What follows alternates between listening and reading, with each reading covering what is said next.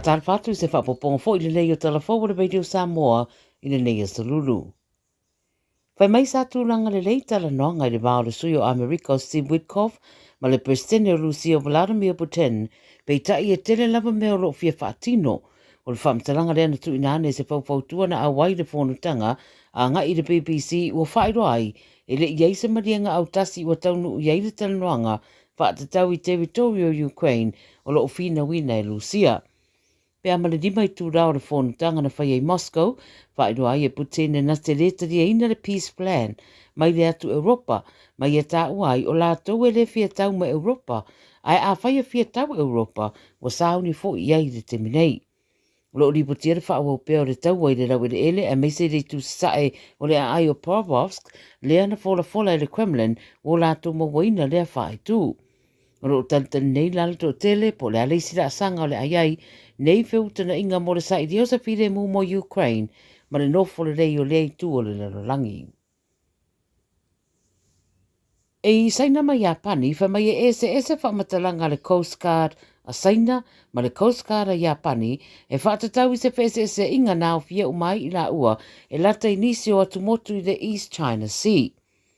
O liputia le BBC o le whamtaranga ma le Coast Guard a Japani, wa tā uai, sa lātou whaasala veia mataturi ese, le waa le Coast Guard a saina, ina ua taula la tātou i waa whangota i le tūrangi na iai. O ina whaatau tutu wai, lātou ia pe o na whaeroa le ripoti, ma ua tupu tonu i se teimi e reo so ronga le reiei fo i le vāua tunu e rua i upu whai o malo. E tau whai ese uma whamtaranga mai Coast Guard a tunu ia, whai mai saina ia, o le waa whangota mai a pani na ulu whale whaasolu tū la whono i o ngā sami i ona territory. A whai mai a pani, no lātou whaalawla vengia matuturi ese waa le Coast Guard saina ina wala lata atu i le waa whangota na iai i o lātou territory. Ua saunua Trump ma li potia le CNN o iena tele i loa ina se os whaingalo na lua o loo whita ua ina sa whaia a Amerika i se tasi o waa whita ua ina lo iei whala au whasaina i le atu Karipiane i le masina o se te molto sangarei. O whaelo fo e Trump e le i loa fo e le whailau tuse le pui pui ngā tunu o Pete Hegseth le atu langa. O le mata upule nei e whaatau ia Amerika ma Venezuela ma waa o loo talutonuina o loo whaavea i ei whala au whasaina i le eitu o le larolangi. O whaeroa le CNN o le whamtaranga Trump e na o le ospa inga mua na matamatai a o whaatau nu o nā ngā i roa lea i leisi ana whonutanga a na te rei loa seisi ospa inga rona lua. O le whasiringi o ngā yoinga Amerika le mata upule nei na afu ai le whasiringi e le autu stala o le ri presidente e mese foi le whasiringi e nisi o senator o le malo tele. E leo tā ua le ripoti se whaamtaranga e whaatatau i nei o swa inga runa lua, pei tai ua whaeroa le whaero tusi o Hexes, o le wha moe ia matua i sa iri rawa i la tolo o fia wha yoi e to inga ngā yoinga, e au fia i whala au whasaina, ma ia wha muta loa mai atulanga. Mai au sa tālia, wai u lawa ina malia ane le au unanga le YouTube i tū la pono fou, e au no lātou sa ia o lumana iai le wha maluina, o le sā a au se tāria i le social media mo i lātou e la loi fōle se furu ono tau sanga na mātua. O whaamoadia mai e le YouTube i le 9 News, o le au lātou sa ia le sāne nei, ma ave ese uma accounts i lātou i au se tāria i la loi fōle se furu ono tau sanga na mātua. O le aso se furu na māsina nei a mata wha mamalu ai le sālea, lono winga, o i lātou uma i la loi se furu ono tau sanga na mātua, o le a wha muta lātou accounts i le YouTube. No winga lao le ale to mawhai e fo na whenia na tu singa poni whamtaranga i rungo ni videos ma ata i de YouTube a me se fo i easy channels. O whaero fo i la de YouTube o le ale to mawhai fo i e mātua o na whao ngale parental controls le mawhai ono lato whatontonu ma polo kai nisi ala ata. E ui lai lo lato usta i o lea i inga i lalo tūra pono fou au stadia pei taiwari i putia le whaitio ina le YouTube o ia tūra pono fou. O la lātou whinau, e re mawhai e ia whainga fou o na pui tamaiti mai runga o upenga ta whaelangi. Ma le tala muni mai Amerika Samoa, o la asia le awa tamai tai mai Amerika Samoa le ta'alonga le soka, le ta'amisanga lua o le FIFA World Cup Qualifier, mo le urua i taimina ua whaia i naida atu kuki i aia whae le ai. O le ta'alonga na whaia i Rarotonga, pe o na ripatia le New Zealand, Na maua o lātou ai mua e tolu i le awha mua le ta'alonga, ma le tasi na toe whaapopo atu i le awha lona lua. Lona winga lao leo wasau atu la lātou au ta misanga lua e whaia ia Februari, o le tausanga fau, i ei whaatasi ma New Zealand, le atu Solomona ma Samoa. O le lua whelua fitu leisi ipo le langi lo sa idi eino lātou wāwanoa, mua leisi ta misanga leo le round 2 qualifying round, e whaia ia Februari, o le tausanga fau, lua whelua sipuna mariono. Tala ia le Radio Samoa mo lau whaafonga mai le nei aso, soifua. Ua na o le Radio Samoa se furulima iwa toru a mo e tautuaina o e ilaungangana fitu aso le vai aso. Tato te mana na o umalawa ia sa o le whainga o loa tau whaonga. Ia mana tua, tau whaonga o loa uma tasi, lua malilima e puipui ai le tatou pāneta. Whaonga sa o loa tau whaonga. O le nā wai o lima, sa Eliane i Auckland Council Recyclables, Tāmaki, Tūriki, All Together, Auckland. O se talawhiawhia nei Samoa, wei nei se tautua ma se unanga family noto mai le kampani o le City Car watu si tasi dua lua Lincoln Road Henderson. Te maua iai le tele o tawa la poa band e o foi tatu tawa le laiti. Tania foi la tau wha le tonu tongi e talafu mo le tatu cashback. A ma tatu lima se lausi aga i atu le lima awhi tala. Pe so te mai ulungia Peter Perenanto le numera o lua tasi o wale walu fitu lua fitu lua. Pe a manaumia se tawa le fau molo ainga i le tau malulu. City Car .nz. Poi loe mawhai o na whaongara o Q7 e whai matapasa moro whare mōmua. A whai fwoi o Yeso mō kesi e mawhai o na tato susuina o nisi a wala i whare tupe sese a tonu e whetau i matulanga o roolanga timinei. O mata o unanga i Supreme Mortgages, mato tifisoswani e sue se tali mo first home buyers and refinances. Wala o mai au Sam i le orua tasi o valutasi toluiva, valutasi, pe emaili mai i a sam@suprememortgages.co.nz. Beta Drive Doctors i le taulanga whaatau i maangele, whaapea manrua. O le vaenga o so ngase pe amana o mia. E whaatino e fo i matupui pui o le whanau witi, o tupui pui la COVID sfuluiva, mo i lātou e sfuluan tausanga malunga atu. Whaapea matupui pui o le flu. Pala au telefoni, 255 iwa valu. Mo so wanoe whaatino ai nei au nanga. O fisa whama i maangele i taftafane o le McDonald. Amanrewa e taftafane o le Faletusi po le Public Library. Beta Drive Doctors Clinics. Radio Samoa. Taslima Ivatol Amo.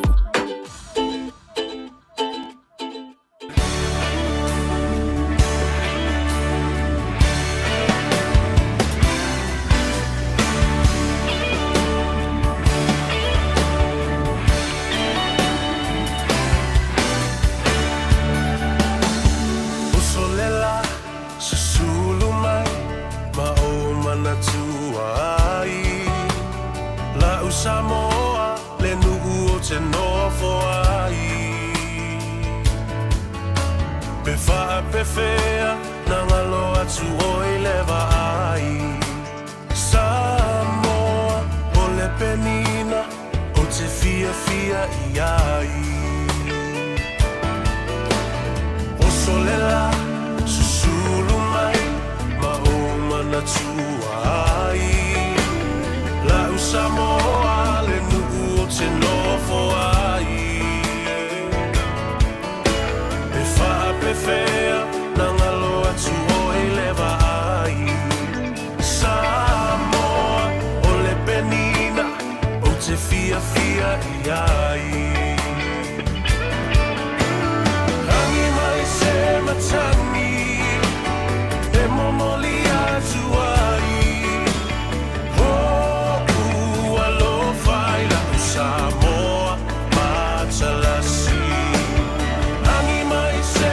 Ia, se iangi mai se matangi se momoli atu ai o ualofa nei mo oe la u Samoa matalasi. Upuna o le pese o leo ua whaafonga i ai. Ia, tātou te wheiloa i ai fo'i ma amatalia. Ia le au nanga ma le tautua i le o ngā tutonu ngale mu o le nei vai aso le aso lulu le aso tolu o le masina mulimuli o te sema lua afe lua se pulu ma le lima. Whaatalofa i a te oe ma le nganga whaaloalo.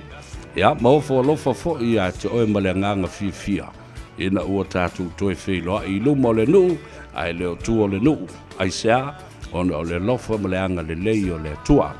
Ia i se taimi wha wau le whaatalofa ma wha wheiloa i le tunu, tātou tuli ta moe ia le tātou pola kalambe fo i ona o le taimi whaatulanga ina o le malu I fale e malu fo I fafu ai a malu I fale tātou tala do sa o lava I maota balawa ma le fale o le a whaatau le a inga o le moe mitinga lea a le toa tele o mātua na malanga mai le tele o tausanga ma ngā lulue ia ma le wha moe tauna I se fale le lei e mapu iai, mamalu iai ia le mamalu le atunu.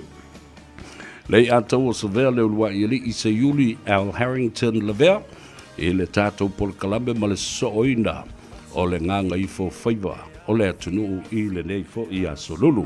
Whape moe o lo manuia oe a o leo wawa I atu ia o se e mai le isi fo I fofonga o le tātou pol kalambe le whale tua ia e mele palamo ia o le nganga fifie e whaatalofa ma whaafiloai I lau sunga le whalitua. Malo le soifu manuia, alo fo I le lagi batafi, malo le ngā lulua I le nei aso timu ke le ulopa o timu o tau ina. A o le timu le pa u inei, e whaisi mamafa. Ia e whio bai le tā polo kalame, lau sunga le whalitua e mele, malo le soifu manuia. Ia malo fo le soifu manuia lau a fionga le ia tau savea ia. Ia langa o le west la ko ia e la lava ia sa uma ia. Masalo na o le pitu ina I saute o tauna I sina timu le nei tula. Ia ai malo lava le soifo manuia ia whatalo fo I le mamalo le tunu o whafonga mai le nei tula ta mama tina o au na le tua ma whare tua o whanau.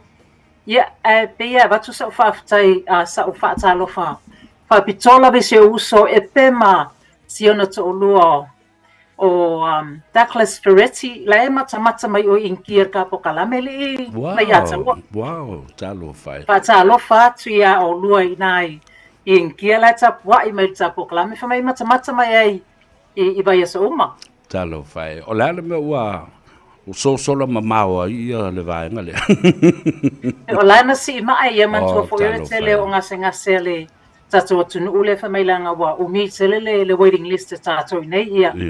Na ole inkia ia they are doing well la malosi ale le fionga ia Douglas Ferretti ia masi uso matule o epenesa ia patalo fa malo lava soifo manuia ia fa pena fo ona foi fa pi atu ile era sailinga ngase ia mbole sailinga matangi ile sunga ile ri ia malona faletua ia fa mo lo le leo na tausi o lua ma talo fo I le mana o le tua ta wala atu e fo ba I malo la tu fo ia nga va ma tong fitinga alo fatino na wa alo te fa atu ile por kalamelo ma tu nga lue ai fa ta se ma le malo ina ia ma fai ona au mai ia tatou mai tinga ina lata ba I fiti alo ia I fale mai Whaapitoa, Pacific Specialist Health Hospital I Tononandi Masuva. Ina ia awaini I o toe o mamau. Aurisi la mana I o le vaenga le nā. Wa o lau whinaunga lau whainei manatua. E tutongi le malo. Ua na o le tangata mai maona tong fitinga. Ai tutongi ai le a inga la tau I o le pasese fo I le o le tangata le alue. Accommodate pe a company I o le tangata mai. Ina ia fisosoani fu I le malo e sila matilutilo a walanga I te le tāua tangata le alue avele mai ia emotionally o le mentally physically fo le support and moral support mo le tangata le ngase awi le ia o na wa fa ta auto tu fo le lu mo le mame ina ia manuia na fi nonga I le anga I lu mo le o le tanto what to do ia toi mana I o leo o sui le whainga malo. E wawa ai ma toi sila e lau li liu ia fo I fuafuanga. Bola manui o le tātou o tunu. Ia, ai, oa mai lau o fionga le whalitua. Ia, o le nei e lava manui a watu lau whetalainga I le nei a fiafi a whaia fo isina pisi ona o le wala talata I le kilisimasi ia o fo o le tele lava tangata pe whata jala lava last minute. But we have 2 families that settled last week into their new homes. So, o te le lava le tāua le tātou por kalame whaatatau no. Le so sani fa ele fionga Bob ina isi a inga ina ia maua so lātou whale malilia I o lātou loto and it fits within their budget. So, and there's another family settling next week. So things are moving well. O PCA lava mātou, but it's all for the good. O le mamalu le tunu. Malo whaftai lono winga lai e matua manui alo kilisi masi. Ia toe o se mea lofa le lei fo le nā mo matua ma ainga ia ua se I le mauta fau o le ala se si mea lofa sili atu nai lo o le nā mea lofa ua malu I le fale. I le taimi tonu o le whamna tuina o le pepe o le kilisi masi ma le tausanga fau. What a beautiful Christmas present. Can you imagine that? Ile watu le ki le ainga. Ya ma whaafitai a fōi I a tau mawhainga. O lea ua maua le whale. Ia. Tā leila walau saunoanga. Ia, ma lo whaafitai. E nisi sa u tau talanoa ma so tai atu fōi e whao ngā aile tā polo kalame ma le telefoni na ia whaamamalama atili ia ma tā upu tā te whaasoa I ai. Olo tele lava le mamalu le tunu le vili mai ia o fia fasili lava na isi tūlanga le amataina not just the first home buyers ia o isi mamalu le tunu titilo le whaleleina o lo atu mota home renovations ia o isi fo ia fasili mai la Loy Hastings o Napier so olo tele lava no ma tele le o ngā le tapo kalame no fionga savea I le a wale mamalu le tunu Ma lo whaftai a o whafunga mai le pa ia maulunga o Samoa o no o tau sila I fo I le ata la le tele o le fionga le faltua ia e mele palamo lalo ane o lo esi sila atuai I le telefoni ia vale se faspepa ia ma se peni tusi fa le I lalo le numero le na o lua fitu valu tolu fitu valu fa valu o e mai o le polkalame ai te lai te nefua ia ona e toi wala aule ia e mele e whaamano se teimi e wheloa ia matu fasili atu fo I lunga o le telefoni ia po o le appointment e whewaa ia I mawhai le talanoanga ai o le fasili mo moale o le la tato e fo I e toi amata mai le amatanga fo I lea toi whaamanino fo I walanga e fo watangata whaafonga I lea aso ma lea vai aso o lea tonu lava le tiute patino le ia te ole mortgage advisor ia mai o le ale tā ua o le whaangaina o le au nanga ma le tautua le te whaatinoina. Tā ui o le fasili o nei e te taulagona malamala mai le malu le tunu upo le ale o ngā o le whaangaina o se mortgage advisor. O le rau le mātou I le sosoani le ina ia one of the reasons is ia avi esele stress o ngā it's very stressful le selo le paperwork Malau tau mawhai a whapea lai te whialo e su ene bank se lua pe tolu ia it means ai alua oe ia lo inga e tolu au different appointments e te alua I banks here sa ili so we take the stress out of the process for you ia o lesi mea mana ia we deal with the banks directly so instead of you going to the bank and ele malamalama tele isi fasili wa a kele mai a fasili le vaenga ia e o isi taimi pe e tau nunuf mo e fo ngale pe ka ngi fo le channel la tato ona ile sometimes is the way they word the questions ele o mafaiona mala atili ai tato so the benefit of using a mortgage advisor is we've got a lot of experience that can actually help you in looking for fairly fale tupe or fairly organization that will suit ile tato situation why afa missing my banks, we've also got access to second-tier lenders. So there's a lot more options. E mawhaiona mātou titula ia if it's to not yele tato application, so a lot more broader. Ia le si vaenga le mawhaiona mātou negotiate with the bank on your behalf. So it might be something whangale mua pēra malo le tunu o isi taimi pēa mata mumuli.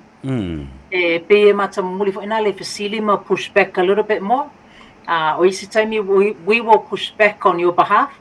Pe amato lua lava lai it is a deal that we think it should be done. Or no le ele mato experience what the banks would be looking for. So isi mena mana we don't just take no for an answer first off. We will usually fight back. Our to le bank then we will go to another bank on your behalf. So it's ele lava nga tour. Once we get the paperwork that we will do on your behalf to make sure e maua mai se tatou tali o loo mana o mea. Malo, whaatai tā ua tere le mea lewa e sao noa i ai. I lau tau ngā luenga ma le tū te tau ave. Ia, awa a o nei tangata e o sao ala tau i whale tupe. E lua pe tolu fesili ne nefu ai ma le channel to ina ma le olo matua. Ia, o solo ma le mea le na e ta o le musua ai kau. Whailo le makua kau. Ngai loa ka kele o mai kwa kele ngi mau fesili. A le tā ua le na ia o lo e malanga e su e po fele fale tupe tala fea ngai le lei ma tupe maua ma le tūlanga o lo iai le a inga lea. O le a le winga o le mea lea o le a toe refinance pe toe wha tupe e a o lai iai lau mo kesi le teimi le na mo o e lava ia. Ia, tā ua fo ia le tūlanga o no le si vai taule nei o le pisi e ia mātou. O refinance ku sa wa o le tūlanga le o toe au ili pe o tala fea ngai o na toe iei se swinga o lo mo kesi. O se whata ita inga iei nei a inga lea mātou tinga lulue o lo lato mo kesi lei second tier lenders. So a tiritilo la iei, is it beneficial le teimin nei? E move mai le second tier lender, e sui mai ana i le bank. Yo i se foi tūlanga whapea e titilo ai mātou pe, is it beneficial for you? Pe a whapea o le tūlanga le iei o iei ni pingi ki fo inga e the banks are offering. Or another option would be, is there equity on the property and mawhaiona titilo iei pe a whape o iei ni si ai tā lafo fia tū whatasi. So that could be a debt consolidation, a refinance whatasi la ia. So there's a lot of different things for wafia whale leile whale, e mawhaiona whaongale equity, so that could be a refinance opportunity as well. So it's ele lama ona vaenga ese mawhaiona mātou so sani e wha malama atili, so you could be shifting from one bank to another, or shifting from a second tier lender to the banks, to langa whapea. O le ala process e a matai i le vaenga le refinancing. Yeah, mana ia te lele fasili o le tūlanga mo mua lawe mana ia lo vili mai. Ia ona o fasili asu le tūlanga po ngā whiala iei le tātou income, o le afo i le value le tātou whale, o le afo i le tātou pālengi o le tātou mokesi, just to get an idea. Ia ma o fia malamalama po le atonu le, what are we looking to achieve? Ona e tā ua tele po le ale matati ale tau mwhai tātou ina ia maua from the refinance. So o me whapea, the first thing is, e mana ia lava lo vili mai, a whaintana vili, could be during working hours, and email me. We will then give you a response in a facility for year to give us an idea. Ia na patoa tātou wo ai loa le paperwork.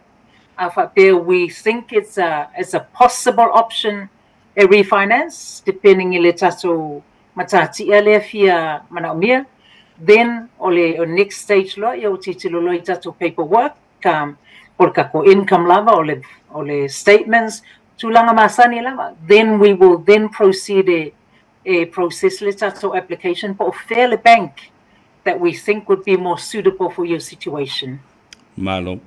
O le tāua la, oroa ni whaamaruianga ma ni benefiti e winga i le mataupu leo le refinance, po le toe whaia seisi vaenga, fo le whaatupe ai i lau whaamoe. E tāua fo ia o le tūlanga o me lava ia mātou te fasilingia pe so se tūlanga lava po le ale tātou matati ale e fia ausia. Ona e le awhape le beneficial mo tātou, ia le se mela awhai le refinance. Like it could be, are we looking at a lower repayment? E nei ainga mātou te ngā lua te minei, their monthly repayments like on a second tier lender is about e ono afe i le masina. So changing it to a main bank, it basically means keep lava le lako term la ye le teimile nei. Then they are moving from 6,000 to possibly about 4,000 a month. So it's a lelo na benefits I le tūlanga. So obviously we will look at the benefits le offer by banks, not just the lower interest rate. I le teimile nei, the banks are offering 1.5% cashback o le mele wha mea lofa mai le bank. O luna winga, a whape o le tatou mo kesi le la au mai e 5 sala wafe. O lona winga e mawhai e le penga na wha mea lofa mai a oele fitu ma le awha. Fitu afe lima se lau tā la as a cashback at the moment.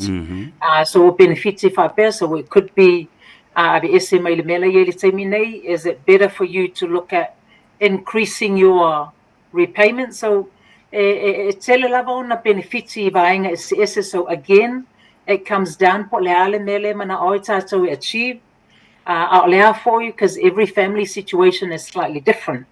Are we moving from a different type of loan, maybe from a revolving credit facility to just a fixed loan?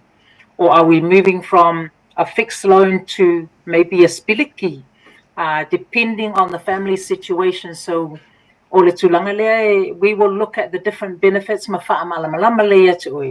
Is it beneficial? Are you going to save some money? Move to a refinance option. Malo whaftai, le nubera le nā e te wala au iai, o le o lua fitu, walu tolu fitu, walu whā, walu o, ina ia sa ili eise avanua e te malamalama atiri ai, e se mai le tāwhesili mulimuli. E tā ua pe mwhai ma le lei atu o na whaatino le refinance, pa whai o te le lava se equity o lo iai, o lo tutoe i lau mō kesi, ina ua tele se vaenga le principal ua uma ona tutongi. Ia ua fo ia le tūlanga sa bea wa awha pe o lai refinance mai a laila I titi le tatou mō kesi le tutoe. E te tau lava nei lopo lai le benefiti. Are we moving for what reason? O ke le awha pe se whaata inga I lua se la wafe lai tutoe. A le value le whale lai e miliona, so na whaata inga. O lona winga o le te le lava le equity e tatou. O le ale mea la alai ona mana o refinance, are we looking at putting an extra way put a second dwelling on the back of the home. Yeah, that could be a refinance option. To buy a second property as an investment property.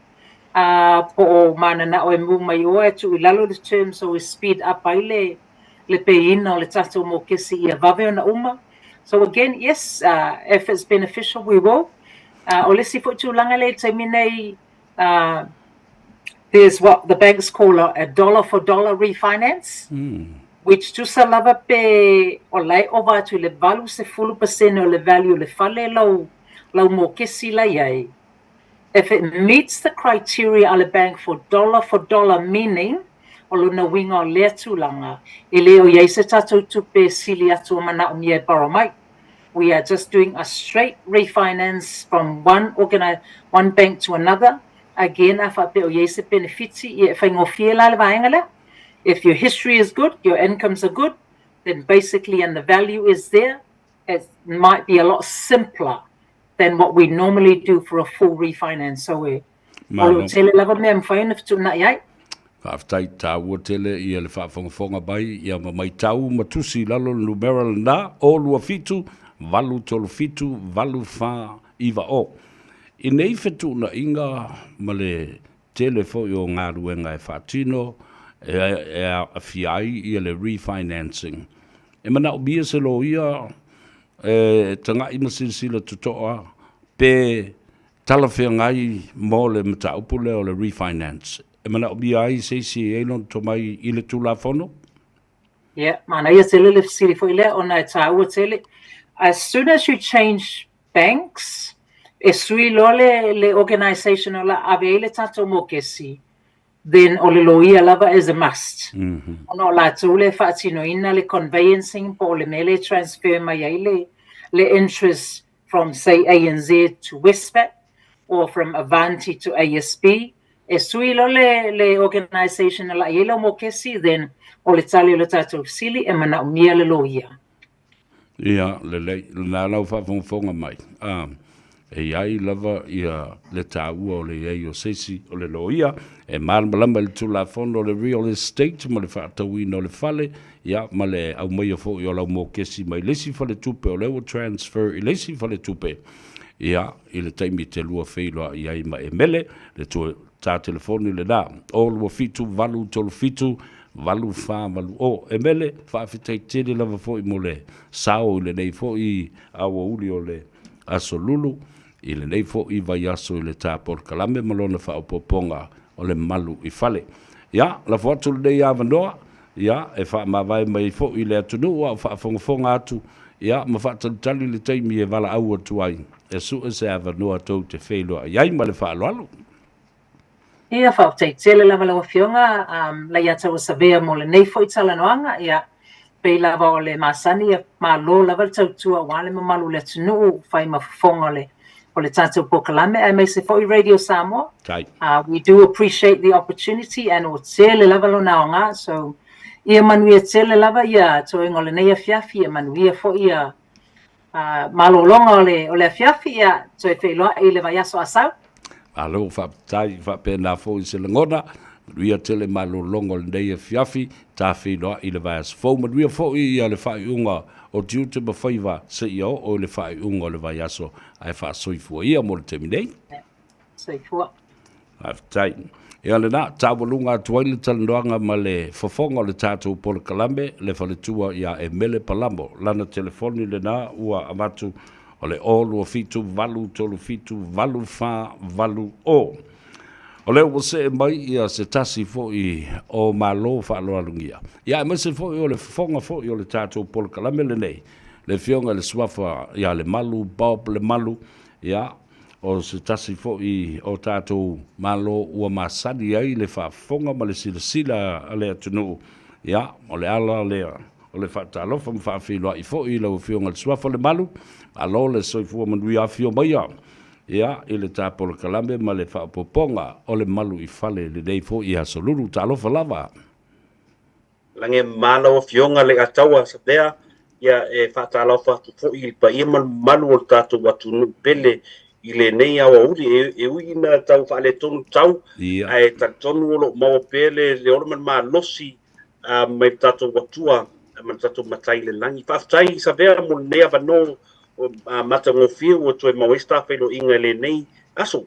Malo whaftai tuli matai lava ma mata tuina ia le taimi e awhio mai ei au tau awhionga. Ona o le tala nei le manu I atoe. O lo ufia fia, ma le whaangai e tia. Ona o tau o tama whanau o le atunu. Ia wan tātou mai I aso e le aimanisi e lo whaile nei ngā luenga o le whaatau whale, o le whaatau watu ma le whaatau mai.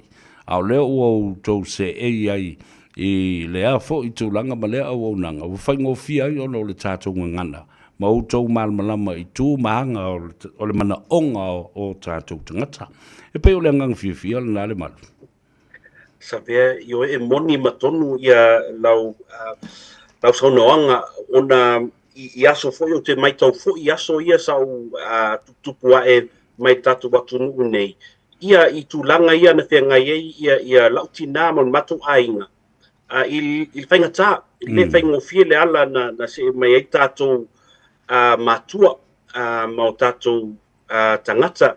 So ia ulava ia tatonu e tusa fo I le fina ngalo mātou ia ngalue I leitu o le ngaluenga. Ia o le anganga lava o le fesosoani, o le anganga o le fia whaamatala ma le whaamanino o nei mea sa lilo I manatu ma sa le manino I aso ia. So ia e peo le anganga nā maliloto, le anganga fia sosoani I tātou atunu pele. Ia e meise fo ina I o tātou mātua mo tātou ainga. Awalu manai ma le tutupua e o tātou whanau, I nei atunu. Alo, whaftai. O le atonu lava la se I whaamanino le atunu o tiute mau matafa ioi o oil se real estate agent. Ia, o le hafo I le tā ua o lautou au onanga ma le tautua mo le tātou atunu o lo fia maua lea vasoswani. Aftaisa vea ioi il matunga luenga o le whapunga leo le real estate agent. Ia e tele lava ia I tu o le ngaluenga. Awa o le isi tu o le tangata e whaatau watu, e whaatau ese fale, a tangata po aingo, a le liu mai le isi tu o le whaatau mai. Ia o telefoi o taimi, I o le whailoa I matangata ma ainga I o lato maota po o lato fale, I le wha manino ina o tūlanga po whaasolonga o mea ia, o mataupu nei. So, e o foi le tu foi lea o me whaasala launga. Bawal fale whaatau le real estate agents, whaatau ese. Ia o le tu whaatasi ina o whaasala launga, tu whaatasi ina o puenga wata, o mea umai tā pena ia mānei le whaasala launga o fale. Ia o leisi fwoi nai tūna ngaluenga e tau le iloa atu tua e tōtele.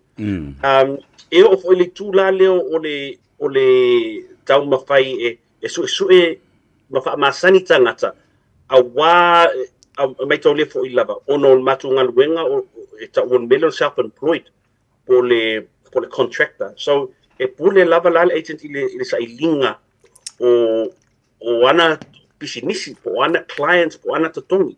So e fo ia ali tu lea e lea li ali i pafo. Pe le iloa mai pafo. Ia le o ngaluenga la ia whea ngai mele agent i tele o teimi. E le ngata fo ilea. Ia o le vili mai o ta ngata e mana na e whaatau le whale lea wa list i le agent mea. So o le tau mwhainga ia le lei uma ma pāleni uma le lei ia mo meo tasks po ngaluenga ese ia e whea ngai mele agent.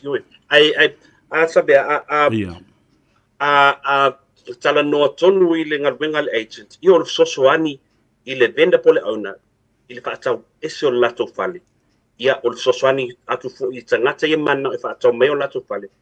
Ia i whaatau mai ia saonga le mu ia maua i malifi le mu ma ia ngatasi matula fonu. Malo whaftai tā ua tele lewa e sauno tonu ale vaenga le nā ia o ngatasi ma le tula fono o whātaunga mai o whale ma le whātau watu o so se whale. E whawhela ana tongi o tau. Whawhela na maua lau tau tupe e tusa ma lau tau ngā luenga leo lo whātino. Ia sabea tusa la o mena leo agent po le contractor na te maua ina tongi mai lato ofisa po le mele ta o le real estate agency po le ofisa. So fai tai a whaapeo se whale o leo te fsosoani i le auna e whaatau atu. Ia e whai o le mātou kon karate o se whea ngainga. E au mai le whale whaatau atu e Ray White. Ai tusa la a totongi la ele clients le po le owner a o le taimi wa taulia ile fale wa sold. Ia e maua mai e totongi la ele owner ile mato ofisa mai le tupe le wa maua mai le whaata watu le fale. Ia on le liu mai le mato ofisa vai a tonu e yeile vaenga le ofisa tu mo lato. O lisi la vaenga e ave la le agent o lea la le vei mato. A whaapea lai tu so wa o le listing agent ai o lai e sau le tangata leo whaatau po le paia o lau ua awala mai sesi agency po sesi agent. Ia e maua fo se vai vaenga o le la agent. Ai o le tawi fesi e maua ma mai le ofisa le po le agency. Il vai taiming nei o leo tenga lue le ofisa le po le company lau ilo le Ray White nei New Zealand. Yo le company Australia a wa na o mai nei New Zealand tau sanga tasi va valtu so wa leva ona ngai i Ray White nei i New Zealand. Au la to lava le e la te pulea i meio la to tongi mo agents. Malo fatai. Le nai te va vai atu le telefoni le fiunga le swafa le malu Bob le malu e le company fatau fale o le Ray White i Papa Toitoi lan telefoni le nao lo tu sile fo ia le o lua tolu o lima lua a iva fitu tu fa fonga o lua tolu o lima lua iva fitu tu si lalo lau fas pepa e a ona vala aule ia i fa mamla matili da fai o lo fia fatau ese atu lo fale pe o e manatu fo e fatau mai se fale mo le tembo mua ta ola le visili le a fai la le o mana o le fatau se fale mo le tembo mua fa feo na efso sori mai ia cha ia sa vea pe o le tu mo mo la o tulanga le o fatau mai ia o le felo ai mo mo mal tanga tere male paia e fa matala i tulanga mal fa solonga o le suenga o fale o le sailinga o fale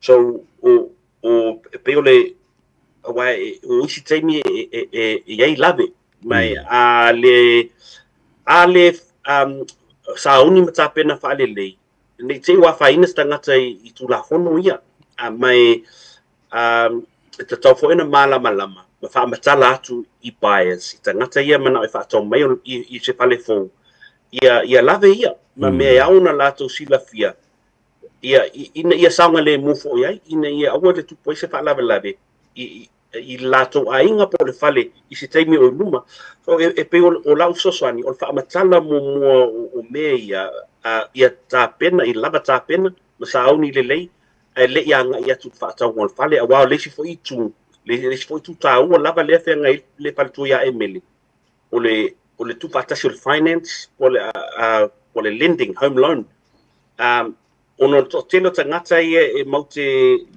tala noai nei pe bili mai e fina ngalo e fia fa se fale ai le ui mo le step mo le awala mo le finance so io e pe la ngal wenga o tu fa tasio nei me fa matala a to se ata or the whole process the entire process ia fa malama ma fa manino mo ai le ia nga ia tu o le si lai tu au o le taimi le o sauni ma la o sa ili I se fale ia o la o fo ingal wenga o le sa ilingo le fale ma le matu wo fa tasi va ai fale ia pe le lei ma ilo fa le sa ili fa le lei nei te o yai ni mea fa le tono fale le o fa ilo mai le agent pole ona au leo e al watu o le al watu tangata le paia ma la to wa agent o le tula le ta o le buyer's agent ele lei o le alu atu tangata le paia malana agent e pea ngai ma le agent le ngalue mo le ona tau wa ina fai ia finaunga ia tau pa umai lalo se tau se fale ia pe ia mo me favorable terms good terms for the contract pole offer le mo paia le malo fa tai tau tele fa fonga le tunu ia le matau polo matala noi dei pe fai wa e mana o fa tau se fale e wa tau na e vili mo yo ia ma so ya tu ia le fionga le swafa ia le malu bob le malu I lo mana onga ai o e fo ila e fasilingi le tangata le o mana mia e fa tau mo se fale e fa tau se li poti o le tala fa so pito le fale le o le fa tau o e fa to ai e le matau pule o ola le veli tu le tapenanga o me reporti tu sa po le lim report po le building report e le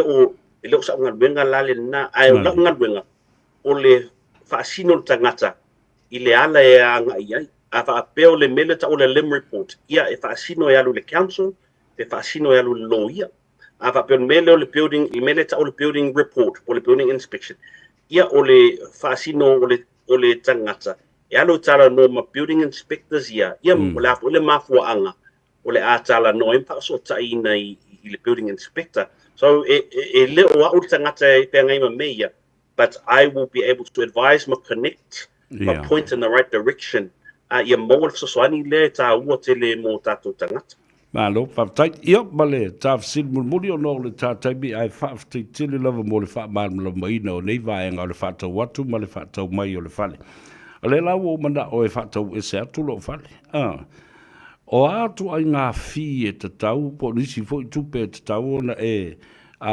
mafau I ai, fo lele a o leo o le a whaatau e se atu le whale. Ia, sa bea e tusala il mātou I tu le real estate agency, pole of officer, lua lava tau ia e te tau ona tāpeneta ngata ia, o tau mua, o tau whasala launga po marketing, po advertising. Right. Mo le na. Lona lua, o mele ta o le commission po le agency fee. Lena ta la noa mo iai. Pa wana o tau I lua bain mātou I tu. Ai a tātou li liu mai lesi tu I le whaaso longa o le whaatau, o le whaatau ese lea. Pa wane tau le ta pena I whafo o le tau o le loia, o le lawyer's fees. Conveyancing fee. Io conveyancing fee sa pa wana la o tau tolu tauna tapena ma sauni ne tangata I le taimi le whaatau ese ai ai mai lisi I tu I le whaatau mai ia o ina ia le lawyer's fee ia le building inspection ia le lim report ia ia mai si me whaapopo so it's not as simple as le tu la le whaatau watu ma lo whaatitele le malu mo le taimi ua whaavanoa whaafonga fo I le atunu ia le taimi e wala au ai ia ma whaalau tele nisi o mata upu pei ona ta talanoa ai ma whaaso le so o lua tolu ona o lima lua iwa fitu le numera a le fionga ia le malu bob le malu ia e tuu avanoa ai mo wola utu feilo inga ia ma le talanoanga ai whaftai atu lau fionga tsuafo le malu ina ia whaamanduia fo I le tua I tiute ma Faiva ai maiso le whaongaina o le tātou ngangana o le tū maleanga e whailoa iai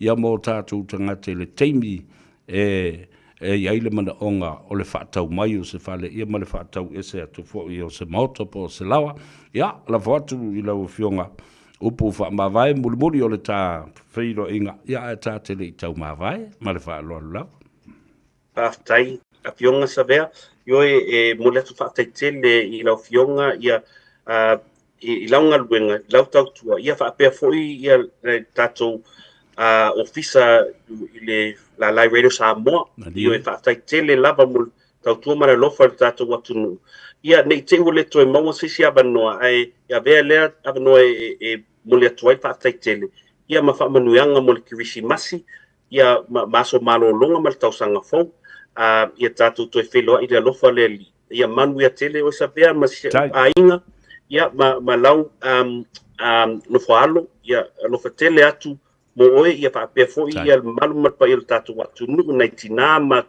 tamama tutua o lo tapua I mwhaafonga mai ia manu ia tele le kirisi masi ma le tausanga fau pātai whapea nā fo I lau fionga le swafa ma le whaltua le no whaalo ai mesena I o mātua ma lo tau ainga o whewhta loloa I ai fuafuanga alualu mamao o mo aso fia ia tau nuu ma le manuia ma ia saunga le mu ma iei le file mu I tonu o tātou ainga alofa tele mo lau fionga ai whaasoi fuia mo le teminei ea le nā tāwalunga atuai le malu I whale I le nei fo I asalulu e le otoe tele ia ni tātou polo kalambe o le malu I whale I le nei fo I masina munibuli masalo pe toe lua ni tātou polo kalame ia ona whaamawai fo I lea I le nei fo I tausanga lua fe lua se fulu ma le lima Bob le malu po le fionga ia le malu Bob le malu e te mau le telefoni le na e sila atu iai I lunga o le tātou polo kalambe o lua tolu ono o lima lua iwa fitu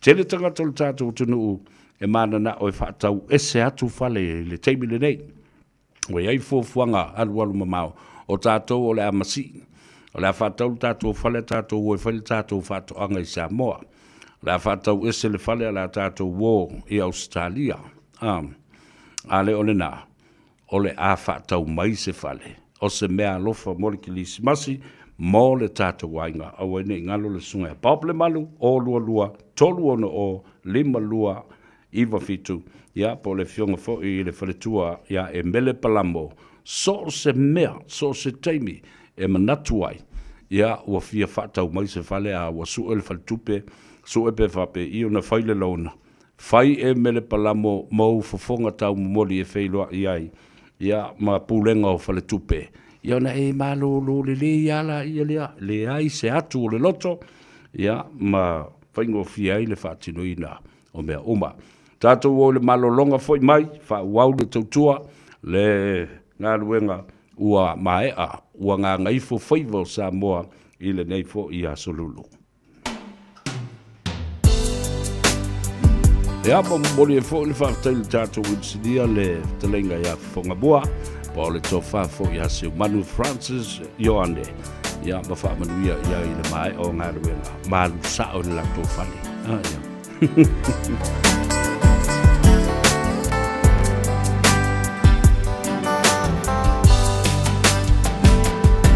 If my love wasn't here with me tonight, I would leave just a little while,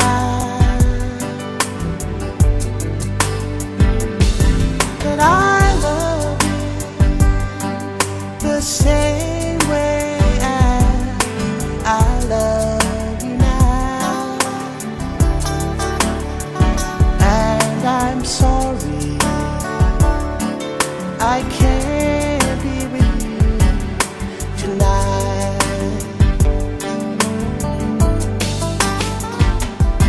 No, I want to hold you in my arms tonight. I wouldn't take the chance 'cause it won't be right. Maybe when we meet again some other time, 'cause tonight I will only share my love with him.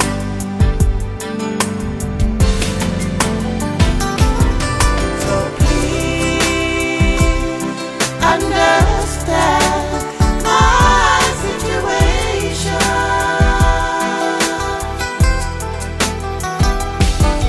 I love you, but I cannot be with you. If I could be in two places at the same time, believe me, I will share my love with you.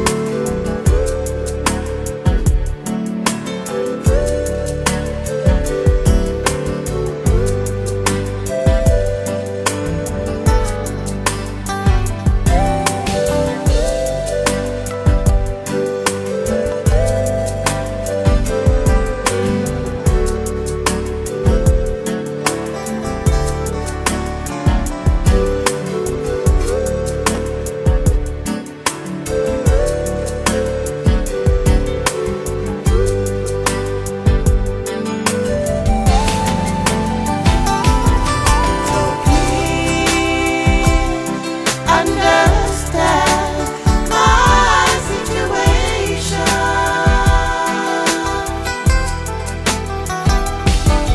I love you, but I cannot be with you. If I could be in two places at the same time, believe me, I will share my love with you.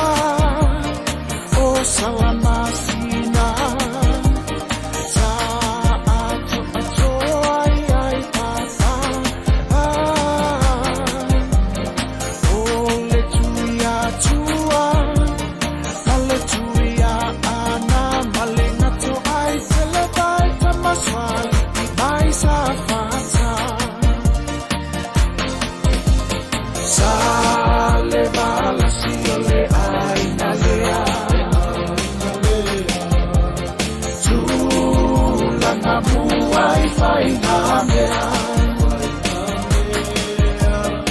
Ai ngau tupu I nu'u mau Samoa Tale balaki Na mua mua I paia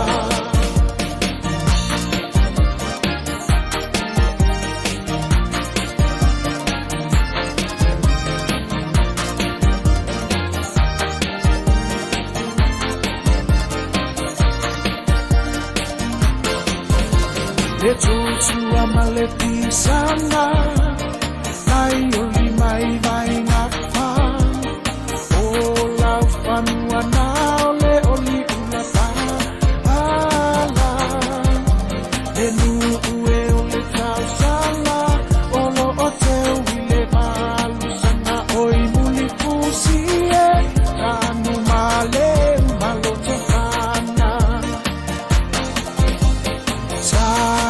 Wole taua I sale a au mua Sa pa atu muli ai nu'u umaua tu ua Pa atu ala ve ia E le fili ia Pale pua si ilo ale taua Toe maua ole tu ia tua Sale bala Ole ai na lea Tūlanga mua I whai ngā mea Ai ngau tupu I nu'u mau Samoa Tale balaki Na mua mua I paia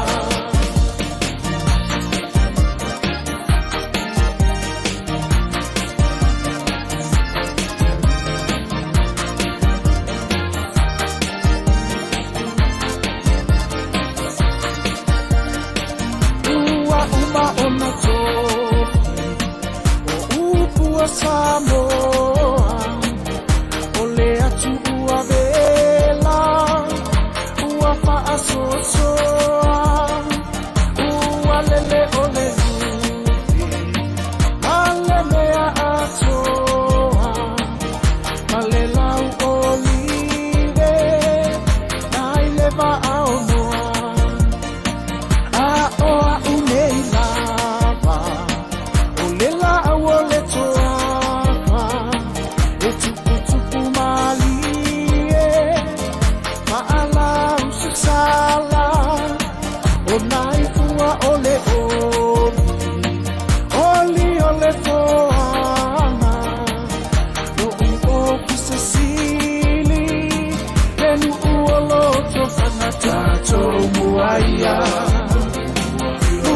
Malefia fia Paapeo le matai ai nanai tapuania Sale balasie Ole kua matani O kua tusia Ile talitarie tato muaia Kua malefia fia Paapeo le matai ai nanai tapuania Sale balasie Ole kua matani O kua tusia Ile talitarie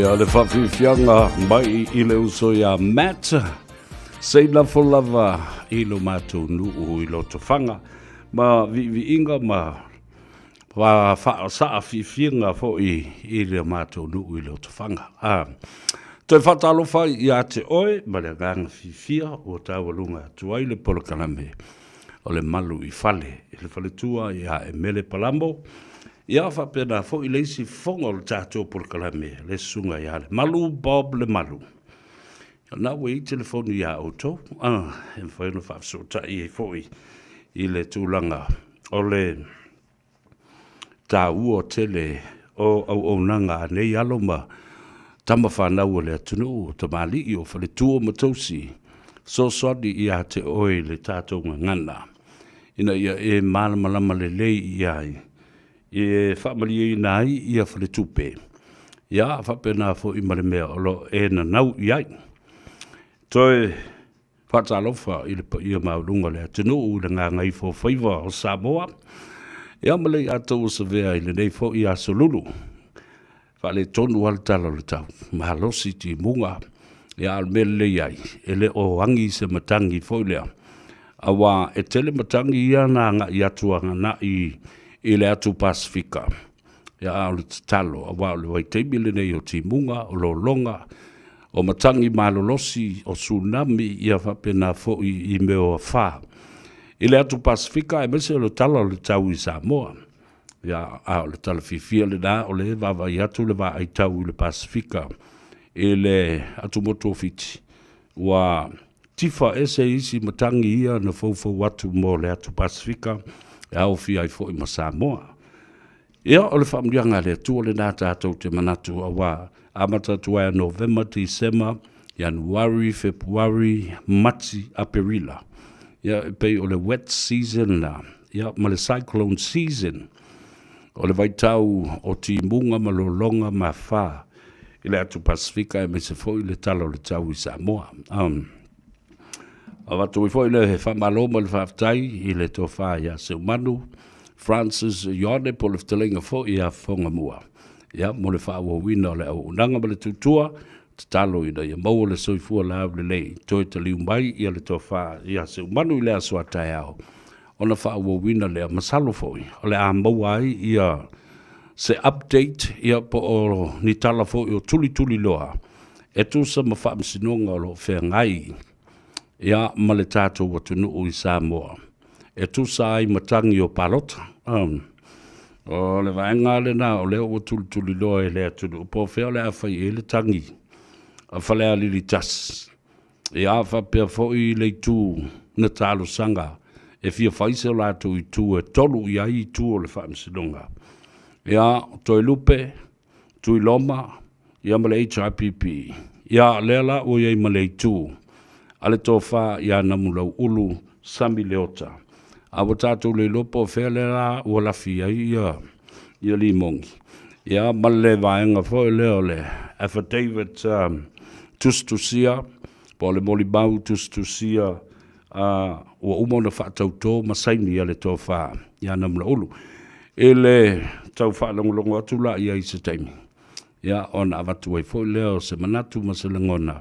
Ia fo i vaenga o lo tuli loa e lea tudu o e fia maal malama iai. Po le ale mea o tupu, i lea fo i whaamsilonga. Ai toi whaatalo fo i le pa ia lau tele o lea tunu ui o na tulanga whaalupe.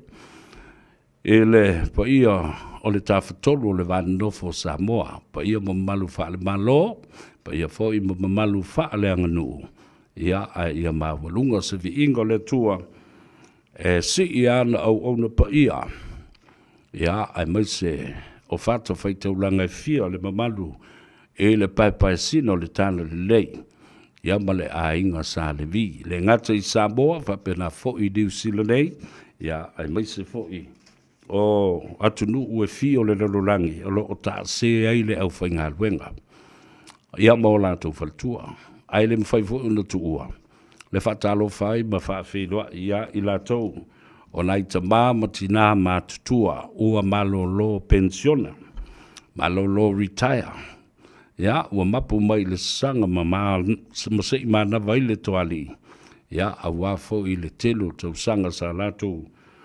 Ta se ai le ngā luenga pa ia le tua le tau waswaswina o le ipuvai o le ola. Alo whai o le Faiva. Faiva pa ia o le tua. Ia malanda ngā ruenga. Whatalo whai ta mam tina matu o le tunu. Tua asina sina i Maunta Malawa. Whapena fo i Maunta o tangata matutua. Ia ele ngata i lea. O le tele o Maunta ngase. O lo o whaata o tolia i la tau. Ia male tō tele o le tunu o lo o iai Maunta ngase. Ia, o le tatalo ina ia pa iatu a ao wha mawhana whana. o au whaamalolo le tātou matei sili le langi. Ina ia tafi e sea ai le tele o ngase matinga o lo o whea ngai ma o tātou tangata. Ia, whatalofa foi, ia i lātou o le whato a o mai a le bol te mua foi le ua siasi mai ai. I le Radio Samoa malunga o le upenga ta whailangi. Ia, mai se foi o le tātou Facebook page, ia, ma le tātou YouTube channel. Ia, whatalofa ia te oe, i lau lātou le tai, ma le lātou le ea, le lātou foi le ala. Ia, a whai ua. Whāto atau nu mai. Ia whamalo le malanga. Malo tau atai. Malo fōi le pale. Ia whamoe o le amau se avanoa le lei e wheloa i e fōi mainga wō me masani ma whanau. Ia olo o asi mai ia i le nei vai teimi o le tausanga. Ia ma whai ngā malo longa o le kilisi masi ma le tausanga fōu o aso e fia ai. Ai le o ni aso e whaanoa no ai. E o mai a whaanoanga ma whaavitau li o tātou whaatamala. Whaatamala i tono le ainga, vevesi. Whaatamala i lunga le ala tele, vevesi. Whaatamala i ngā aluenga, o le mea e tasi. O le ilonga se mea ki alu e le vevesi. E o fo ia i e kalesia. E vevesi alo toi fale fo e kalesia, e mafua mai ia. E mafua mai tangata lotu. Mafua mai mo le fai kengi. Ia mao limu le fai au malo no tolua. Sei wawa ai ei me fai. Ewe me o tātou o tangata Samoa o tangata Kerisiano. Ia nau umana fai tala le mata mai le tele o tau sanga o mawai. Fai mai. E re ngalo i e te mai o tātou. E tātou te tau solomua i le whaingoina i tātou. O tangata Kerisiano o tangata o le atua. Ai le ai mase mea o le fina ngalo le atua ai whaia. O ana o i tātou o ni tangata lo lotu. Whawhoringa ana o nau le lotu. Ia wai vole le ngari i vole le tau fi mai Samoa. Whawe o la tau o tangata o whanau o le atua sailia le amiotonu. Aia. O le matua ovo le talo pelo. E o malona whai taulu tuspa ia. O mai lo pala o vale mai le atunu. Whela i ni Kerisiano e atangia mai e ia mea. O le matua tala pelo. Ia le nā, e inu lava iai. Whatalofa whabitoa lava lea. E le tamamatua ia tiu malu, waa ulu, tupu, auina. Mawheloa ia na nei na le shopping center Avondale i au kilani nei. Ia, samalanga fo i Samoa. E moli le sa le tino maliu o siona tua fafine. Ia, ma toi taliu mai ai ma le faltua. Wafta i atua li le anga le lei. O le avanoa le lei e le au mau a whenua i ai. Ia i la tau. E malanga mamau mai Dunedin i Otago. A wako alalau me le fai i Avondale, fai mai na o wafe mai. E asi o wa inga i Avondale i au kilani nei.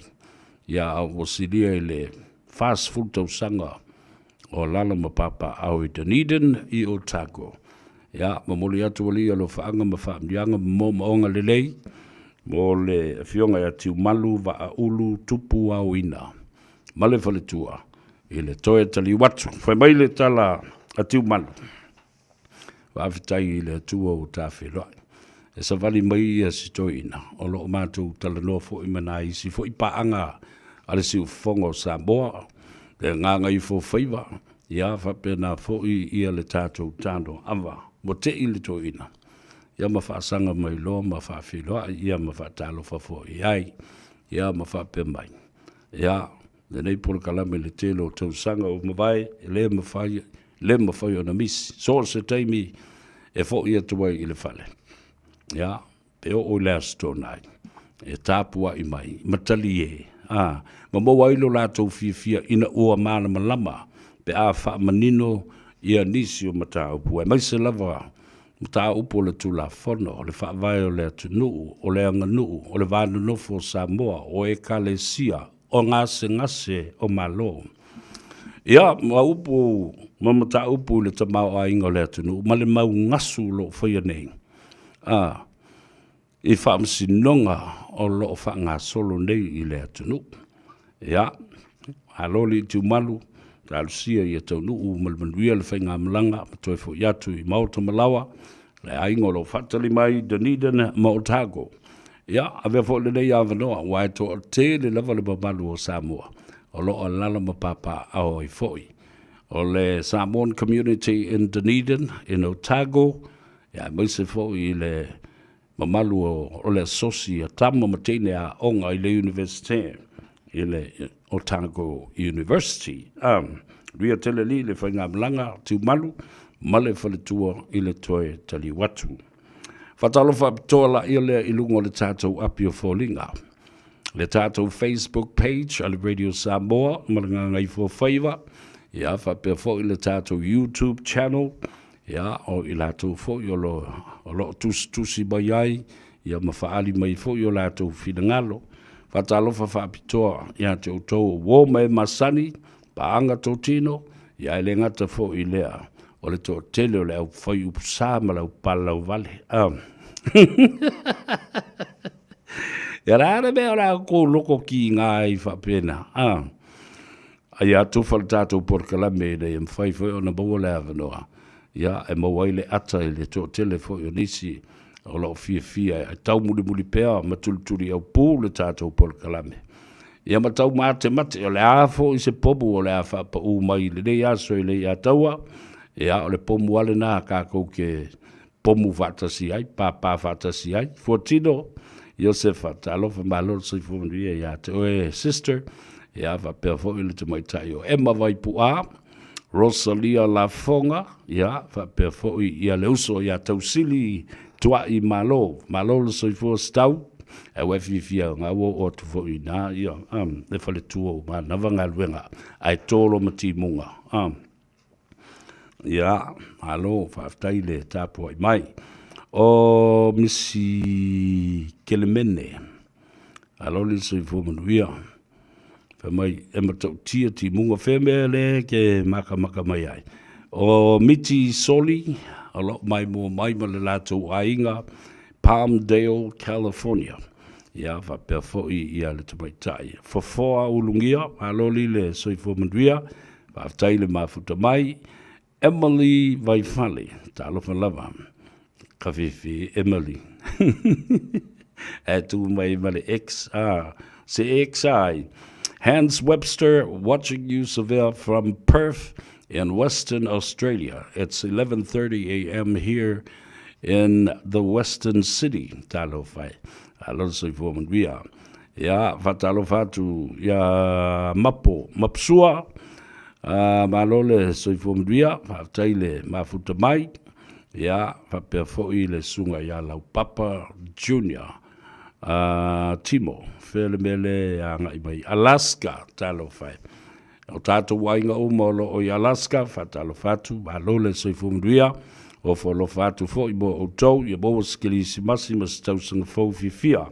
O lepa Malaysia mai Sydney, Australia, talo whalava, Malia Rosa Pio Tuya, malole, mafuta mai, ia, ele ngata ilea. O le sunga ia Cap Faso. Talofa Cap malo le soifomanuia. O le teminei le whale tonu o le talo le tau. I lunga o le ala tele o le whautuanga ma le alofa I a te oe. Mailo ainga. Le nganga I Faiva ma le I ato o Seville. Ia ma le Radio Samoa. Ina I alofangia. Utangia. Le vao lau ta'vale ma le ta'vale lai lumatu. Le se beo le fia kisi e fua oe le pampa le ta'vale lai luma. Keep a safe traveling distance between you and the other vehicle in front of you. Da fai wai le lo fa Samoa. Le wanga ngwak maka waku yaki. Ole me fai. And then of course your speed. Tau ina mata tuina le sao sawa fatulanga ina. E te le tau tuli le sao. Fai mai 100 kilometers per hour. E ke loa lai ma se e rea wala ma susu ma tele ti munga. Ia ma ua pisi fo I lunga le ala tele. Ao lai tau tuli lava. I le se lau kilomita le sao ai le itula. Alo fangia. O lea fo i ufa manatu atu i a te oe. Whai mai i a Cap Faso. Le a tau sa vea wha mule mule. Talo sanga tuna o oe lava. Mātou te talitonu i ai. Pe o ina au maili poti matala tuli loa mai Samoa. Ia ma mea o lo tutupu ai. Ina ia mātou malama matalitonu i ai. Talo whai a Cap. A were karikongu isi a wari i e whai mere mea. O mataua nonu, talo whalava malole. Soi fumanuia o lo mai mua mai. Matapu ai mai i Hamilton. Ia po Hamilton. Ia matoko roa. Patalo fatu yo tātou ainga. Le sunga mai lata. Ia whapena fōi le tō tele o tātou ainga. Le tō fine ia ainga e whao Samoa. Ia masiona tō lua ia Gerard. Ia ma le whanau. Ia ma le tō tele o le mamalu o Samoa. O lo alala ma papa au le community a Hamilton. Ia whapena fōi i toko roa. Ngalo wafi le au pepe. Malo le sui fōmanuia. Ia whapena fōi i se naura tuia tua. Talo falava malole soifumria. O loli me sepa se lau Channing. Talo falava tu fide vatu lau fionga le tui salenga. Ya, malo fatu fo i le tinao le tatu ainga ina i mangele. Ya, papea fo i le sunga ya ta ele. To le pai ali i pele. Talo falava malole soifumria. Ya, o le tala le na. Tua mafa sefo vatau. E mana ia tufa le tātou pole kalame. Ia, o le te wawai atu. O le siva le mātou ainga. O le social lea. O le ua whaatino e le mātou uso ia sua whamuina. Ia, ma le T family. A wālawa o tātou ainga, o Paolo Mangafa, o Woma e Masani. Mai le tātou nuu i ngā ngaifo i le whanga. Vai atu pa ia i sama whainga o le tu malo ma le whioanga. Pa ia mawalunga wale sua le maupu. Ia whapea fwoi le maupu o nā whanua tia ma whamuina. Ia whapea fwoi le mamalu le ngā ngaifo o mangwa. Le ngā ngaifo o le vau. Ia amanatua tō tele o tātou ainga le tu malo a hatoa. Ia o le aso e wā e se manatu. Le poto moli futi afu e tasi. Le aso to lai, le aso ono leo le masino te se mo le la sau nei. Le whaafi fianga lea le tātou, ma le social le tātou wainga. Wha mawai atu wai i le te leo le ngao sā ma le ngasu. O mea le lei ato ma mea wha le lei o le tuua o le malo, le usui o le fono, o aso whanau ma soifua. Wha pena fo i o sa ili ngā se leni. O umusanga o ekalesia. Ia whapena fo i whalawe lave. E whaatino o le tātou ainga ma le tātou nu. Ia mais, o le tō tele o tātou ainga lo alala ma papa au i nei. Mai ma tāutu le whanga. Ai atu ia a fio swafa ia le malu ma mea ma la whale to ese whapea fo i sa tuala. Ia ai mai se sa le ali i ma le usoli. Ia ma le mamalu. Tausi va tele o e leo mwenga. Ia ole na, tātou umane na. Ia e ngāre se furukana, ia si mea totoki. Tātou fia ai, ma tātou wheiloa i mō wholofa. Ia le nei fo i vai tau o fia fianga o le kilisi masi ma le tau sang fau. Ia a ole i o le teimi e malanga ai nisi. E o e tā whawhau i Australia o nisi fo, e o i meo o lātou family reunion. O Asia Singa i Samoa, Australia, Hawaii, Amerika. Ia, le na, o tātou le na i le astola i asau nei. Le awhia le na i le Paradise Nightclub se laulua se Fumalevalu Beds Road i o Tawailua. Malawe le tātou ainga. Ia malo tātou nu. Ia le awhia no whanga o le Paradise Nightclub. Ia, o le tātou siva le nā ma le social.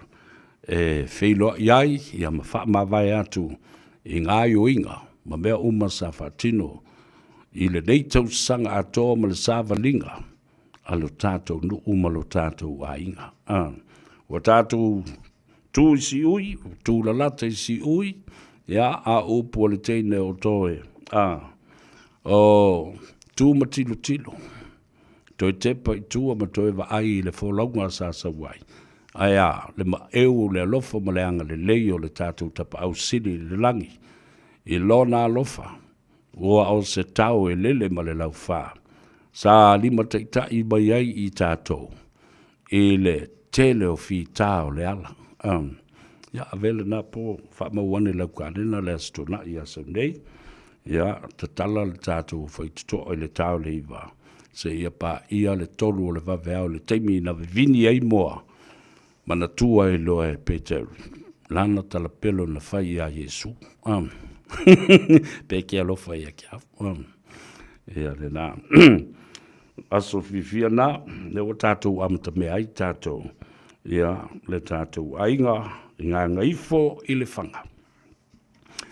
Ona o mai leo la utele noa. Oi, nei, se ile whasisilanga lea o tau no mai tāu. Tele fo ia. Ia, wale no fia. Ele tunu.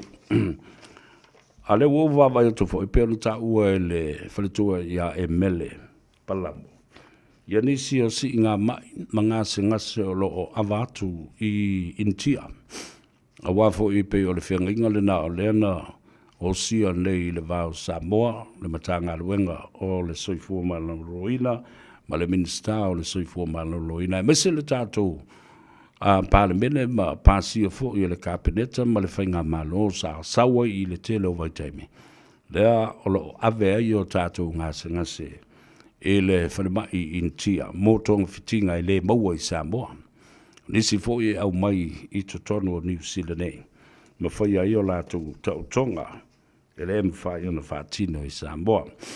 Le lana ta ua e mele. E ai ia o lātou ainga ia o lo o mai o te tono foi. Tō tele nisi. Sa si mai I mai I New Zealand nei, ma intia I le teimi lava le nei. Ia, ma mori atu alo whaanga ma mo onga le nei mo o tō uma. Ia e pei o no tō whafonga mai le whinaunga lea o te avatu. Ma sa o tū si ai se pepa, tā ua tele. Ua tu ina tu foi. Mo le tātou minsta o le soifua maloloina e me se fo I le fionga le li parimia. I le lava iaso. Ina ia alofangia ai. Le toa tele. O tātou ainga. Le malanga e avele tangata mai. Ioe. E te tongi ala le malo. Na o le ngase. Ma le tau ona tau tonga ma tōwhung fitinga. Ai o le tūlanga pangatia. E te tongi lava le tangata ia ma le ainga. Ia le pasese o le tangata o le alue mamori le ma. E le taungo fie. Whai o le pasese le valele. I le alu ma le toe sau. Lua o nofoanga no nofo ai o accommodations.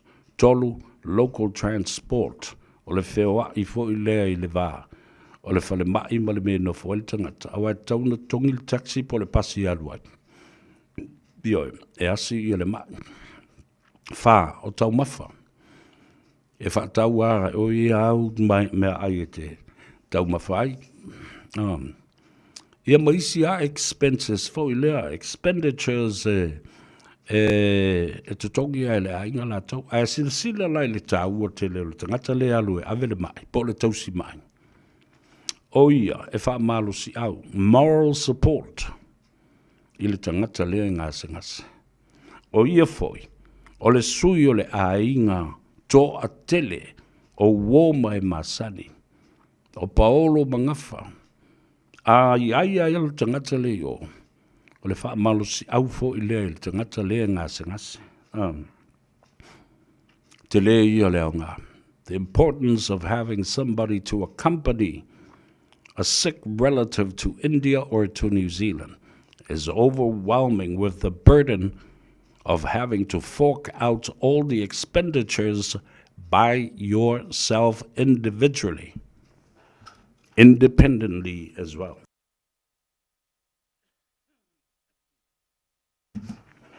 O le si fōli nā mea tau, o lau ia I o, e wawa ai mai le mai, I o fōringa. You are representing the whole clan, the whole family that are in Samoa. The whole friends, the faces of the friends. O wō mai masani o le ai ngā tō le nofo atu i o tafa. E wha malusi au ai i le tangata le ngā sengase. A o le si la bea tā ua tele. Wa umanei le tautonga e ato le leia le lua vai aso o whaatino le tautonga ma tōng fitinga ma fusinga o a uma me whai. Ona recover lo leo le tangata o lana winga o le a se e lo i leisi potu. E mata i tū ina i e fō mai le tūlanga le lei ma le solonga le lei o le recovery process pa o le anga i ina toi manuia le tangata. A whai ala e whaatonu mai e le fō mai. E masina a toa lava e whai ai le mea lea o le mata i tū ma wa ai se ia o ina malosi le lei le mai.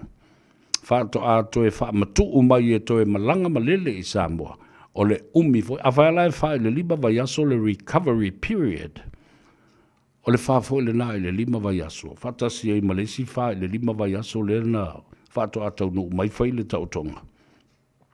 O lana winga, o le whaafo le nā i le lima vai aso i tō tongi le accommodation le no fwai nei. Le tangata tau si mai. O le whaafo le nā i le lima vai aso e no fwai ma ai e aile ea. Pe alu eisi solo i whale ingo in kia fo ingai. Masa vali masamu sa ma samu solo i le ala. Oa mena e tupu. Talo whai. Ia wai isi ngase na ave i o masi i o ma maliu mai ai i o tangata. Ia ele e peia ele ove ise wha ma mawhai o tātou loto malangona. Awa ele whaingo fie. Na watu nei o ma lofo lele o soifua le mai. Ai o i o whaile tautonga, whaile recovery period, ai o tia i o. Na watu o to alua ma whiola ma talanoa. Ai fo i mai ma le pusa o lo o moli mai ele tino ma liu o le tangata. Oka okai. Le mawhatianga e o i ai o tātou tangata. O le tatalo la ma le whaatau anau ma le tua lalo le a taua savea. I le sila le malo. Ina i alo whangia. Peon sau noa le fiong le li pāremia. Ma na o ia wha mā a venga. Ma ia iai le whasosoani mō tātou tangata i so se taimi so se tūlanga ma so se tu ainga whaafita uli e tūlai mai. E tāua tele. Ia le whina unga le nā. Ia ma se tu o lalo ina ia whaafonga iai le māloa e maise le fiong le li pāremia. Le fo i mai la lea ma mai lau to lua po lo uso po lo to fide po lo a fide po lo a tali po se si o lo to a inga po se ta mamatua po se tina matua o le maua. Tong fitinga i Samoa ma tau tonga tau na whaatino. Ai maua i New Zealand ma maua i India. Ai toi fo i mai au mai lo ta ma po lo tina po lo to lua po lo a fine. I le pusa maliu. Talo fai. Yeah. Ele whaingo fie langona ma mawhatianga e whera. Ai e moe fōle ata ina. E te alu ese mai ma intia. Ai le mawhai ona e alu ese. Ona mua le lavana tupena tongi. Ele accommodation. Ua whaile stop notice. Fō le mawhai ona e tu ua. Ia le malai wa le intia. E o roke akaro whakoi. I lo tau sinsile lai le ngau ngau sa. Afa i ele mawhaila ele malona tongi a tole se laupa sene o tupe alu i nāmea. At least 50%. Tina vaenga e wha mama a vengai. I le tangata o le a alu e ave le mai. Ma le tausi mai. Ia masui o le a inga atoa. E wha malosi au. Wha loto tele. Ia ma wha fia le loto le mai. Ta'ua le nā. Jean Collins Purcell, ta'alufa lava, watching you from Tacoma, Washington. Christina Tanvasa, watching you from Melbourne, Australia. Su'a faumuina Antone, ia tasila lea sifi. Ta'alufa lau sunga sua, mapua na whanua, ia po lau fionga fo, ili faumuina lu tupfia. Ia, tātou te whelua i uma ina i le tātou siva le nā, ma le tātou inga, le tātou le siva le ainga e ngā Gagaifo o le vau. Te ilo i ai uo mai masani, e husu matua whawhine, mai tātou o lewa na whewātai, na fui ese. Ia e no faltanga te ole ngofo i whea o ai le bose ava no ngā, nā o meo oti ma meo ma liu tātou te wheiloa i ai. Ai le ini taimi whiwhia, lea la ua, whātula i ei lea sono, lea stona i lea asau nei. Whai ele tātou whiwhia le nā. Whaangalo o manisi mea, a inisi maliu. Ia tu atu i tua se i mai er kirisi masi ma le tausanga fau whātua avela ia le whalalawasi. Si kako fia malui ma tātou ki kifa whātasi mo lea taimi ia whātua i fōi. A wā o le mea saole nā e tupo fo il telo isi ainga. Tausanga atoa. Nā o le tātou wheiloa i lava o maliu, o le tuua o le malo, o le usui o le fono, o ngase e asi. Ia, ma me o malanga mai fo lele e tau te o e asi ma ave ini tupe no toi ola ia. Ia ai o le mea mone. Ele i maua se teimi tātou te wheiloa i fia ai. Ma pepese ma ki rusu ma ki kifa solo. Ia o mana tu o le tātou ainga. Me o tangata e lātou te ilo te tamali e pūlea le loto e loa ingo le pia e kele le pulu i kuama le Ia le nā. A talo whātu sua whaumui nā Antone ma lolo se whomanuia. Whaftai i le mafuta mai. O le whatalofa ia samemelo wā. Mai. Ia, o le mātou te tāpua i atu i nei le pitanu o Kalihi i ngā King Kamehameha Highway i Honolulu. Whatalofa i ate o esa meme, ia, whapea fo i loutou ainga i manuia tele ki ni simasi ma le tausanga fo. Ia, e maisela, ia, o le tāpua inga mamalu, a le sunga le toina. A wai whalongolongo mea le sunga le toina lea. I le tātou polo kalame. A o se tasi fo i sa loa tau sanga o so tau au. A o a vea i mātou ni teitai. O meo teitai i tama ma teitai ulu o le aonga le kolisi o Samoa. Le sunga i a tine tali ngafa le toina ma le faletua i a moeava ma le nofo alo ma le aingali. Ai maise o le pūlenga a toa le e whaka sā ma le matanga le venga. I nai Kalihi Hawaii. Aloha to all of you. Ia malofa anga mō tātou ainga umalava i Hawaii pēle, iei fole tira matua, anti whalawe poe la ulu afamasanga le tua whawhine ia Yvonne, hokama poe la ulu afamasanga. Ia male tō tele o tātou ainga, woma e masani, maile universite sa tātou ngā lulu ai, ma o tauina ai, Brigham Young University, la IE campus, i Hawaii. Talo whātu i woma e masani. Ia, e maise fo i tātou sa o tawina i lea universite. Ia, malo, on sai, malo fo i whai le Faiva. Ia, whamaduia to fo i a te tolu kirisimasi, male tau sanga fau. O le a tātou wo e tale pese, ai o le a sa ili se avanoa, tātou te tala noa tuai, i a ati, mai le tātou whaletawale, le Henderson Cars, i le leifo i a fiafi. Po a mai i le lātou tautua, i le malosi i le malingi o ti munga e pei o na iai le talo le tau, i le leifo i a fiafi o le aso lulu, i na ua ngā ngaifo Faiva o Samoa, i le ngata i le nei atunu ia e whape nā fo i so se tafa o le larolangi, a whea le tulangi, lea le aso, a le a fo le taimi, ile atunu o lo o tau. Nofo manopia ia.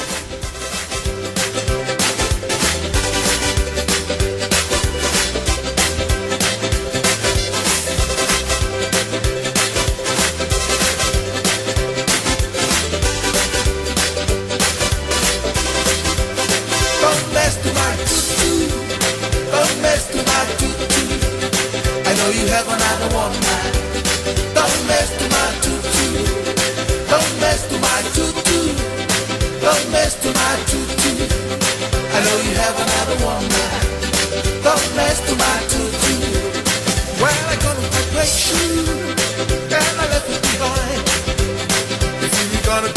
depression. Your sweet little tune. Don't mess to my tutu. Don't mess to my tutu. I know you have another woman. Don't mess to my tutu. Don't mess to my tutu. Don't mess to my tutu. I know you have another woman. Don't mess to my tutu. But the thing is too much. But it's much as that. I know you have another woman. Don't slip your face. Don't mess to my tutu. Don't mess to my tutu. I know you have another woman. Don't mess to my tutu. Don't mess to my tutu. Don't mess to my tutu. I know you have another woman. Don't mess to my tutu. Tutu. Yeah, yeah. Tutu. Yeah, yeah. Tutu. Yeah, yeah. Tutu. Yeah, yeah. Tutu. Don't mess to my tutu. Don't mess to my tutu. I know you have another woman. Don't mess to my tutu. Don't mess to my tutu.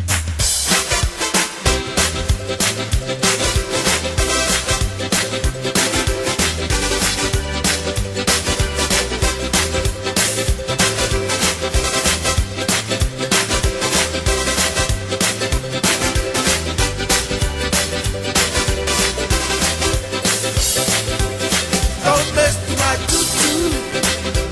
my tutu. I know you have another woman. Don't mess to my tutu. Don't mess to my tutu. Don't mess to my tutu. I know you have another woman. Don't mess to my tutu. When I got my great shoe and I left it behind, you see you gotta be fresh and your sweet little tune. But you think it's too much, but it's much as gosh. I know you have another woman. I must love your face. Don't mess to my tutu.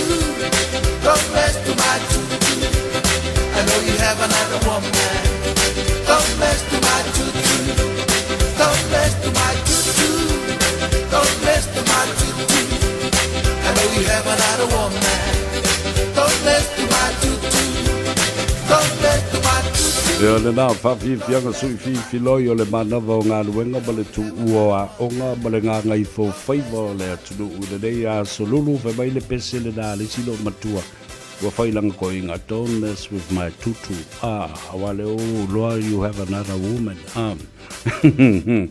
ia o le pese wha atai o i lunga le ala tele ma ia pupula le leo fufonga awa o toa ngā timunga ia e te tautuli moe atua i lunga le awala, tautua nā, ave tā vale, alofangia, e sao sao whaatulanga ida, ma ia e ala ma e mātahala i lunga le ala tele, ma natu ma popole le soifua o le pasese le nā, o e tau aveina i lunga le ala, ma tono le tā vale, whai le fusipa, tātia ese le telefoni, a tatangi i pēa whapena, ai le whapea, o le atatangi o Natali lea o e si le fia ma e malamalama le tū la fono a e tau ina na o na wha manatu i a te oe. Ia a walo saunga le mū i lunga le ala tele.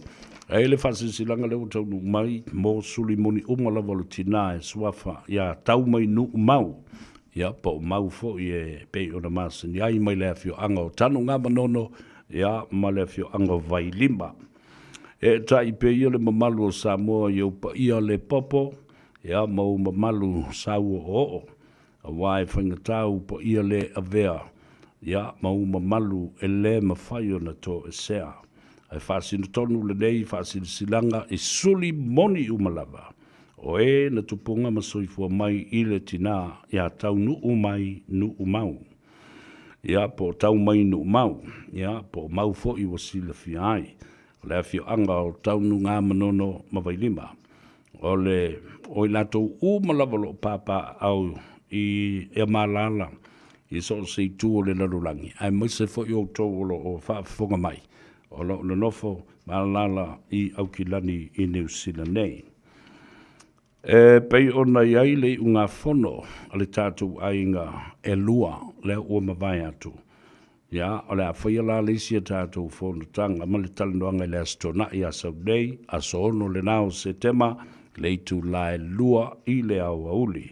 O le nofoanga e whatino ai o le tuatusi tasi pa lua tasi fa Great South Road o Tahuhu au ki lani New Zealand, toi whaafonga i le tuatusi le nā.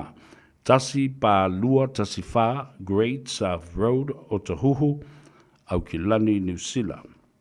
Ma, o le mata upu tau avele nei, o le talanoina ma le sa i lia o se tasi, tau si o le tātou i tu tino le nei le swafa o atoa, o i o atoa mafua i upolu. Atoa mafua i upolu i tanu ngā manono mawailima. Mo le silafia, ele i pale lava se tasi o le tātou tino i le saufa inga le nofo a swafa, mo le tele o tausanga, po o le taupulenga foi, o mea e whai le tātou a inga poto. Ma, o le ale a vealo le sau, ma lou le a wai mai. E tau fia pe sui ai, ia le whai unga, o le a tasi pe mafuli i ai, fina ngalo, o le tātou wainga po le aus fono foi. Whamole u mai ia sau taunga po o le uli ia pe u mai sau plate awal mele tele na whai aso ia tangata. Ta fwoi tau whale tuntonu o lātou mawhawhau pe ula fo i o lātou ainga ma whasisi langa whapene. A whai atu e sau u mai ia lau plate. Ia e o mai ma plates, ai o mai ma empty plates, e le se me o ngā o ipu ai o mai whapea. O lai o mai istangata mā lātou tāunga e tāuma mawhai, o leo o mai ipu e ai. O nisi whamtalanga, whafsotei mai le telefoni, o lua o whatolu, tolu wha tasivalu. O lua o whatolu, tolu wha tasivalu. Ia, po ole o mi fo i o le tātou code nā mai Samoa, o le o ono valu lima, o lua, o wha, tolu, wha, tasi valu.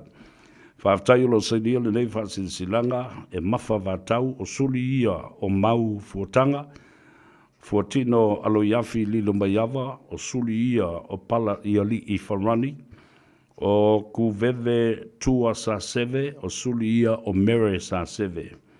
Tupuola a Latina, o suli ia o lo toa a kui, o suli o le sunga ya simi chi cam, o suli ia o simi chi cam, ia makoroseta manase, o suli o to luo manase.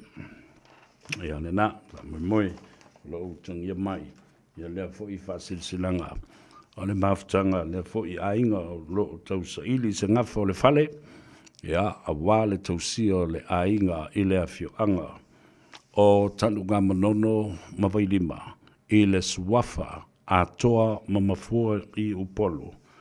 Mafua I upolu. Ia lena.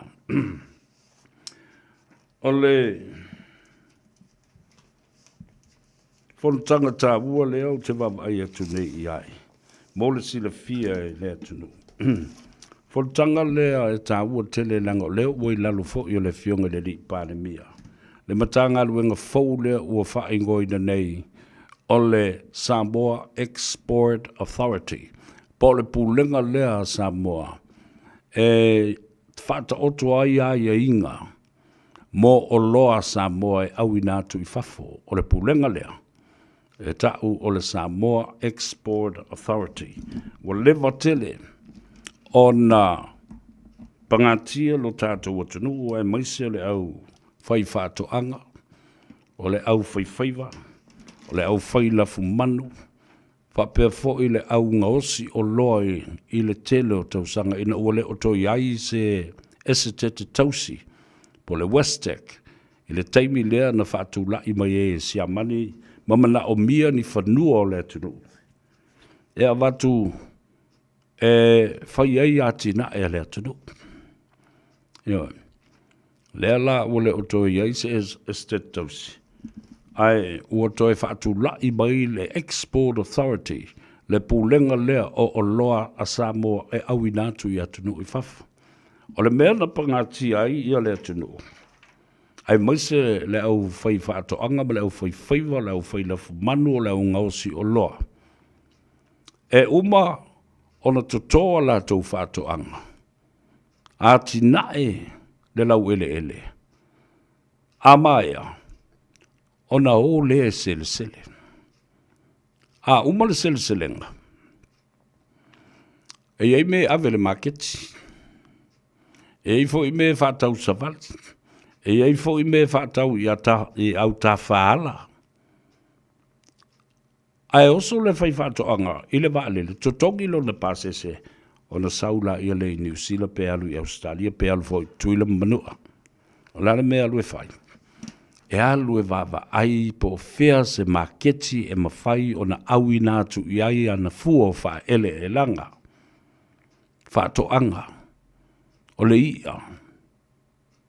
Se sila la i ai le mea e whai nei whai whaatoanga. Sa ili se whai tutoa e a wala mai ai a lātou fua wha ele leanga. Asawi nei, e le masani le whai whaatoanga. I le tūlanga o kon kalate ma le wheu ia inga o le whaatūlanga ina o le tūla whono.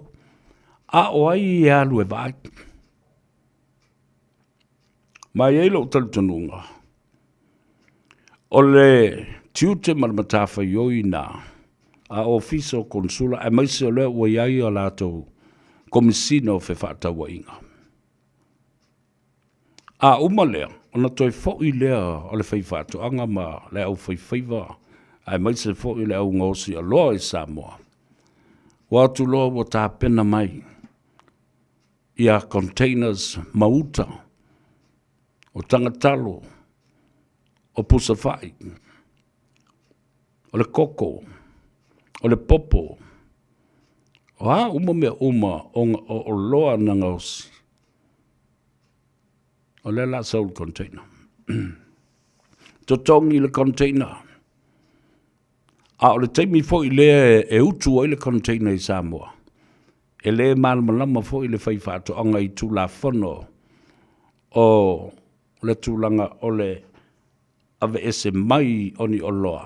A o le a le quality, a o le a le tū la whono ina ia le tūlanga ma malmana o mia, the quality. O tātou exports, po tātou o loa au mai whafo o tōsi sila la i ai.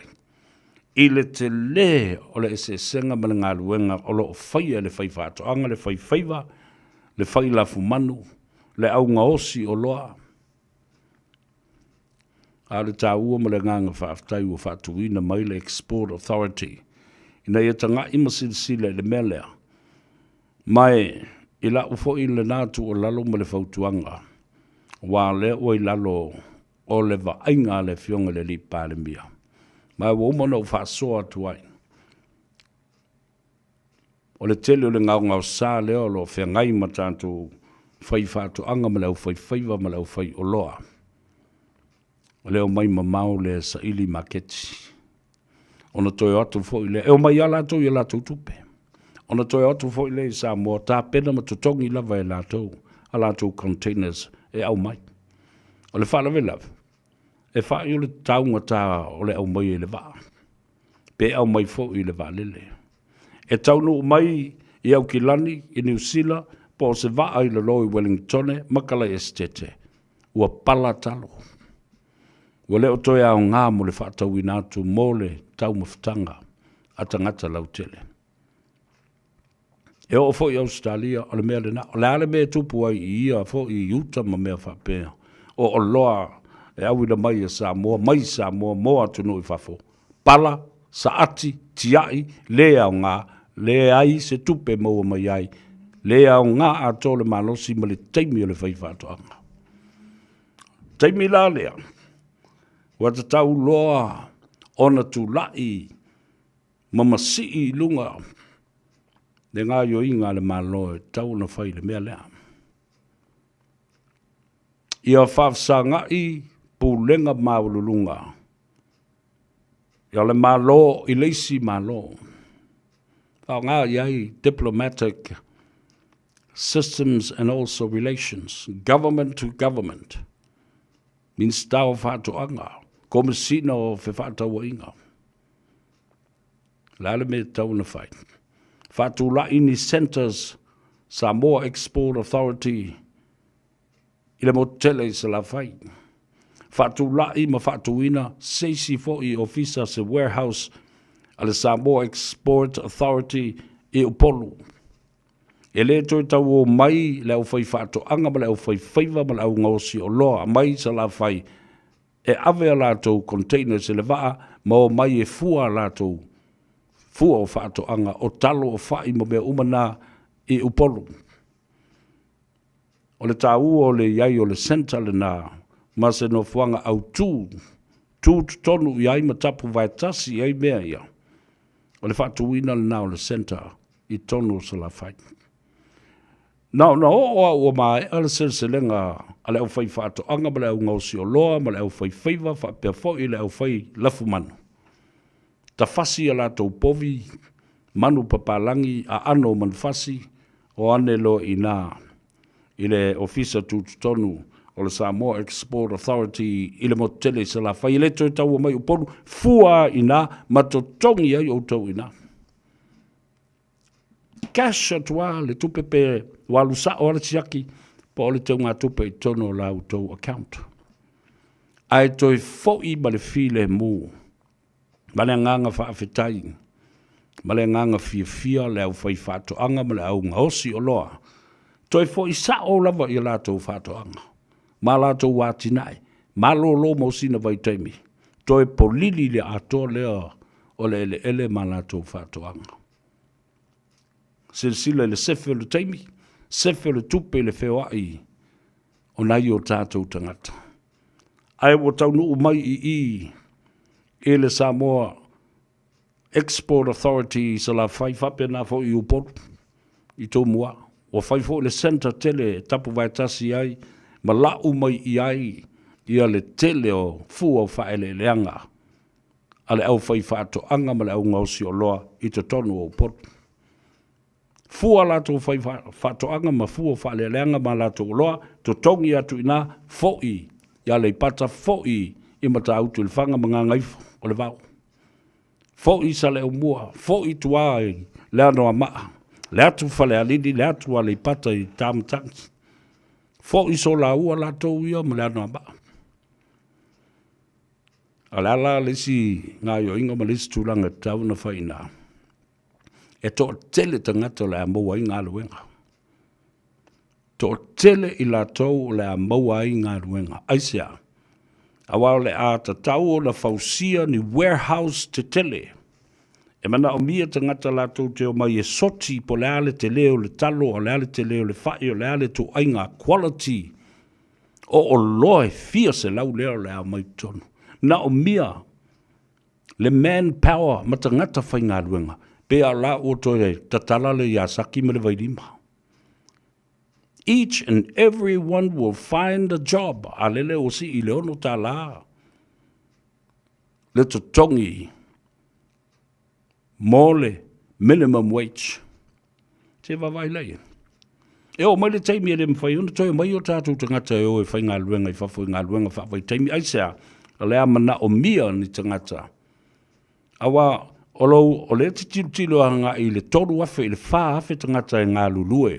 I le Samoa Export Authority malona whaatulanga ina. Sort out le talo, le whai, le ulu. O la tau fo I e whaia le whaapusa ina, the packaging side of the warehouse.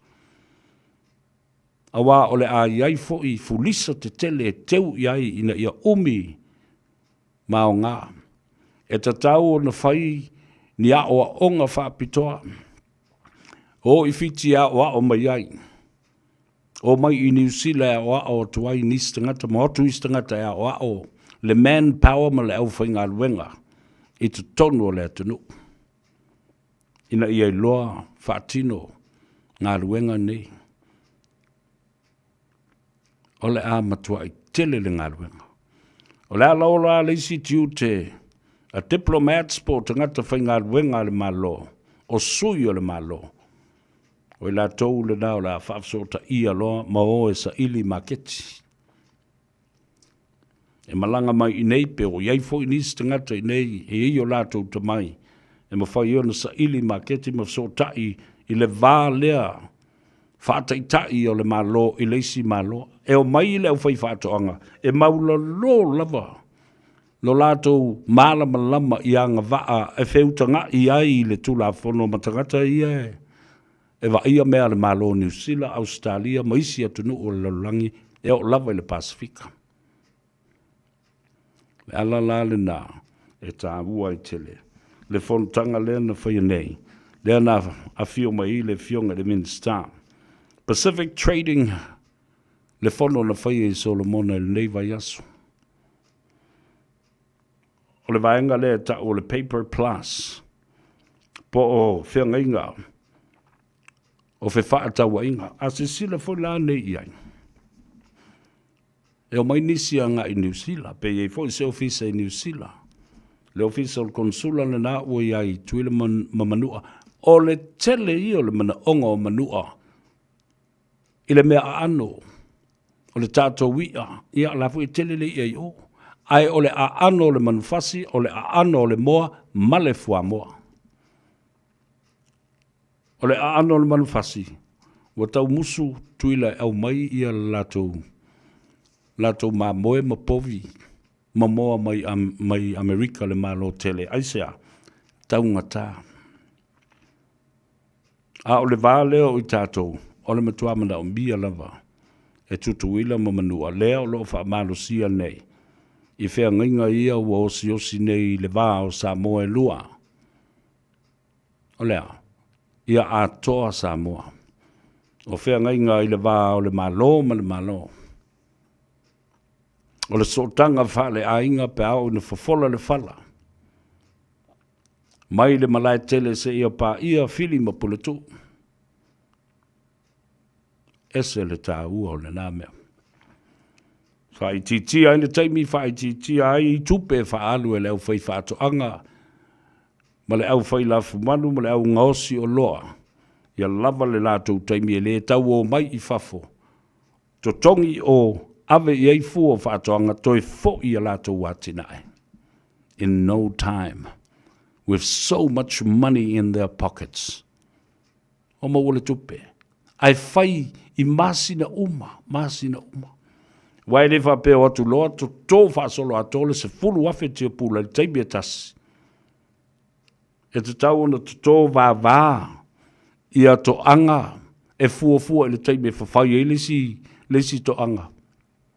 Ai tolu masina mulmuliane pe lua masina pe tasi le masina. Ai ua whawhau. Io e whawhai lesi ia mba ua sele isi vaenga o whātoanga. Ina ia aua ne i mate pe aua ne i tuta ia pe tau fiai. Ina ia lava le sapalai o lea fua o le whaele leanga po o lea o loa. I le se fulu masina, se fulu lua masina o le tausanga atoa. Ioi, ese le tāu o le mea le nā. Lea la, na fio mai le fionga le Minister, Honourable Fata Ryan Schuster, o ia fo i le Minister, o le matanga luenga o le pūlenga o tangata tā whao po o le Tourism Authority of Samoa. La sanga lua na lena na sainia i le whai unga o le vai aso. O le whianga inga o whewhata o inga i le vā o malo o New Zealand, Australia, whapena fo i le atu Pasifika atoa. Mao le la, watalia i nai, e le tātou malo le sosoani, a le malo Australia e tusa lea ma le lua sifur ma le lua tesi ma le 3 miliona tā la. Ua whaanga mo so se ati na e a Samoa, ai maise o whewhata wa inga. New Zealand, wafo ina mai le se 10 miliona tā la. A whapopola, e wa tolu se 10 miliona tā la e veso soani. Ina ia tapue, ma wha mau pue, promote the quality of the products of Samoa for trading between the Pacific countries. E fo i me mo i fiti matonga. E mo i Samoa i le mo i ri atu nu, le atu kuki. Solomona ma Vanuatu ma Papua New Guinea. Lan mea leo na whaia mea. To improve and sustain economic growth and stability of Samoa and the Pacific region. Samoa Export Authority. Ta wala ia o le funtanga le nā, lea ua whailo atu i le tātou o tunu. Ai le ngata la i le vaenga lea. I le whiw se lau iwa sifulman tolu.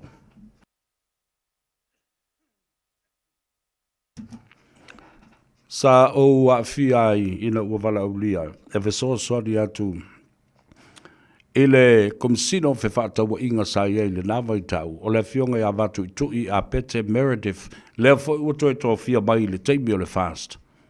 I lalo o le teita inga le fionga le sa whapito o a vea ma pale mia, e toi malanga mai i le 5 tausanga lea ua tuana i atu. E toi la langa i lunga maketi, e o mai i ei whai whaato anga Samoa.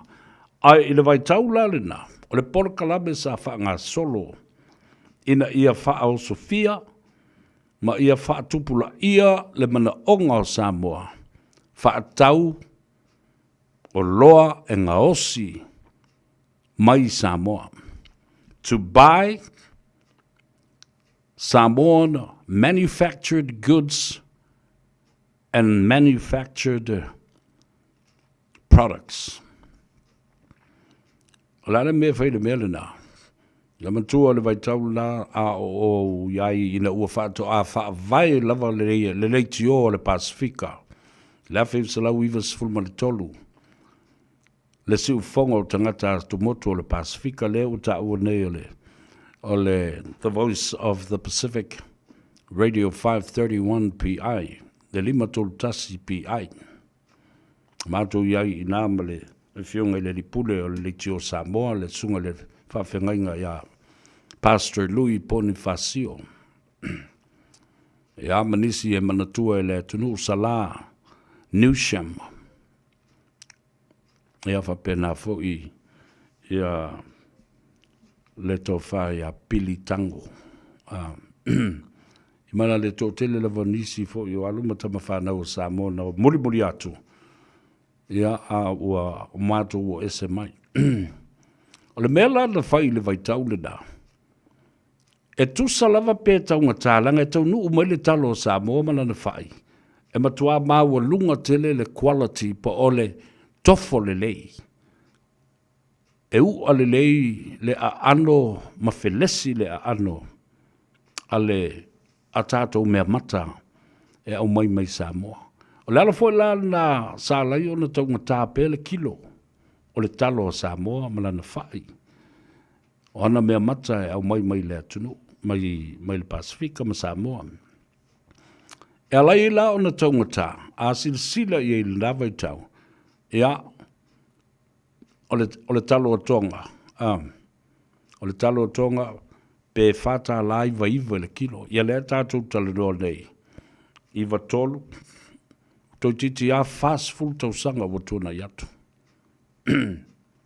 Po le tolu sful mon tupu tau sanga wa tuna yatu. O 5 tā laiva iwa sene le kilo. Ai sau le talo o Samoa. E ono tā la. Pe ono tā la 5 sful sene. Fitu tā la. Le tau ngatala nasa iai. O le ngayo inga la sa matou whai e le nawa i tau. Ina ia whalo tele ia lo tātou o tunu. Whatau pea. Pe tau ngofia le talo o Tonga, pe tau ngofia le talo o Fiti, ai tau ngatate isi atu le tātou talo.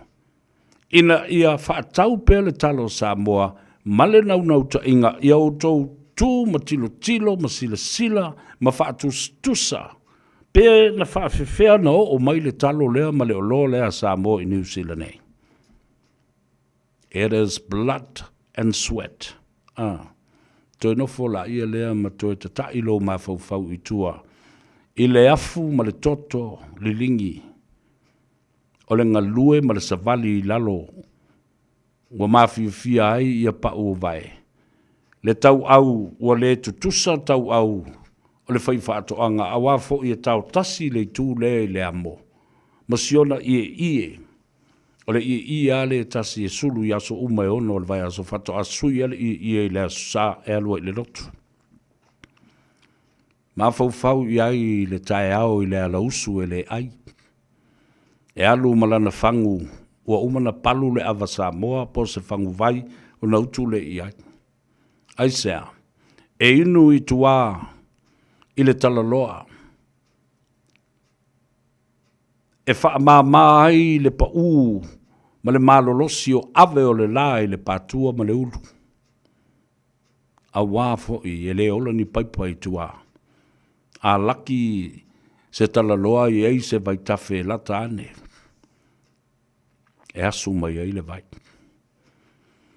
O le whainga tāla lea, sa whea ngai mo tātou whai whaato anga ma le au whai la fu manu wha pia fhoi i la tau o le au ngaosi o loa. I le afu, ma le taimi, ma le whainga tā o atina e o whaato anga a Samoa. O tala i e whaabatala i tangata. E ngau ai le sila i le whai momo la tau loto. In other words, we sold Samoa solely on the emotion. E mana tua loe le tangata le ti ngā ma le afu lea na le lingi o le whai whaato anga lea. Ma le ia lea o taunu o mai toe a ma le moai. Ai wha ngota lava yaso uma e ono le vai aso. O na ngau lo leo le loto le tangata ma whai mai, talo whai. O ia lan tau talo ma le ia, ili bea ia fiti matong. Ai o le a whaatau ono o le alofa. Mai lo foi la ia le tangata whaatau i New Zealand ma Australia ma isi no whanga. O le tupe leo e whaatau ina i le so. Leo walu sa o lava i o i limo leo whai whaatoanga ma leo ngausi o loa a lea tunu. Wa tātou toi whaatau ina lava i tātou o loa nei na ngausi Samoa na whaia ma le whaapele pele ma le tali tonunga o le a tātou talia ina ma le nganga fia ma le nganga whaafitai. The sacrifices that these developers and these farmers and producers have taken care of these products. They were thinking of us. Sa ma fau mai foi, leo fai whaatoanga. Ia i tātou o Samoa nei o loo, alala ma papa au ia tunu mamau. Ma lo lātou talitonunga tālo sia ia. Ia lo fangia mai. E o tātou tangata o loo talia mai. Ia le taunu watu nei o loa. Ia lātou mana malama. Ile polonga. Sa ui mai ai ina ia ngau sia ma le whae tete.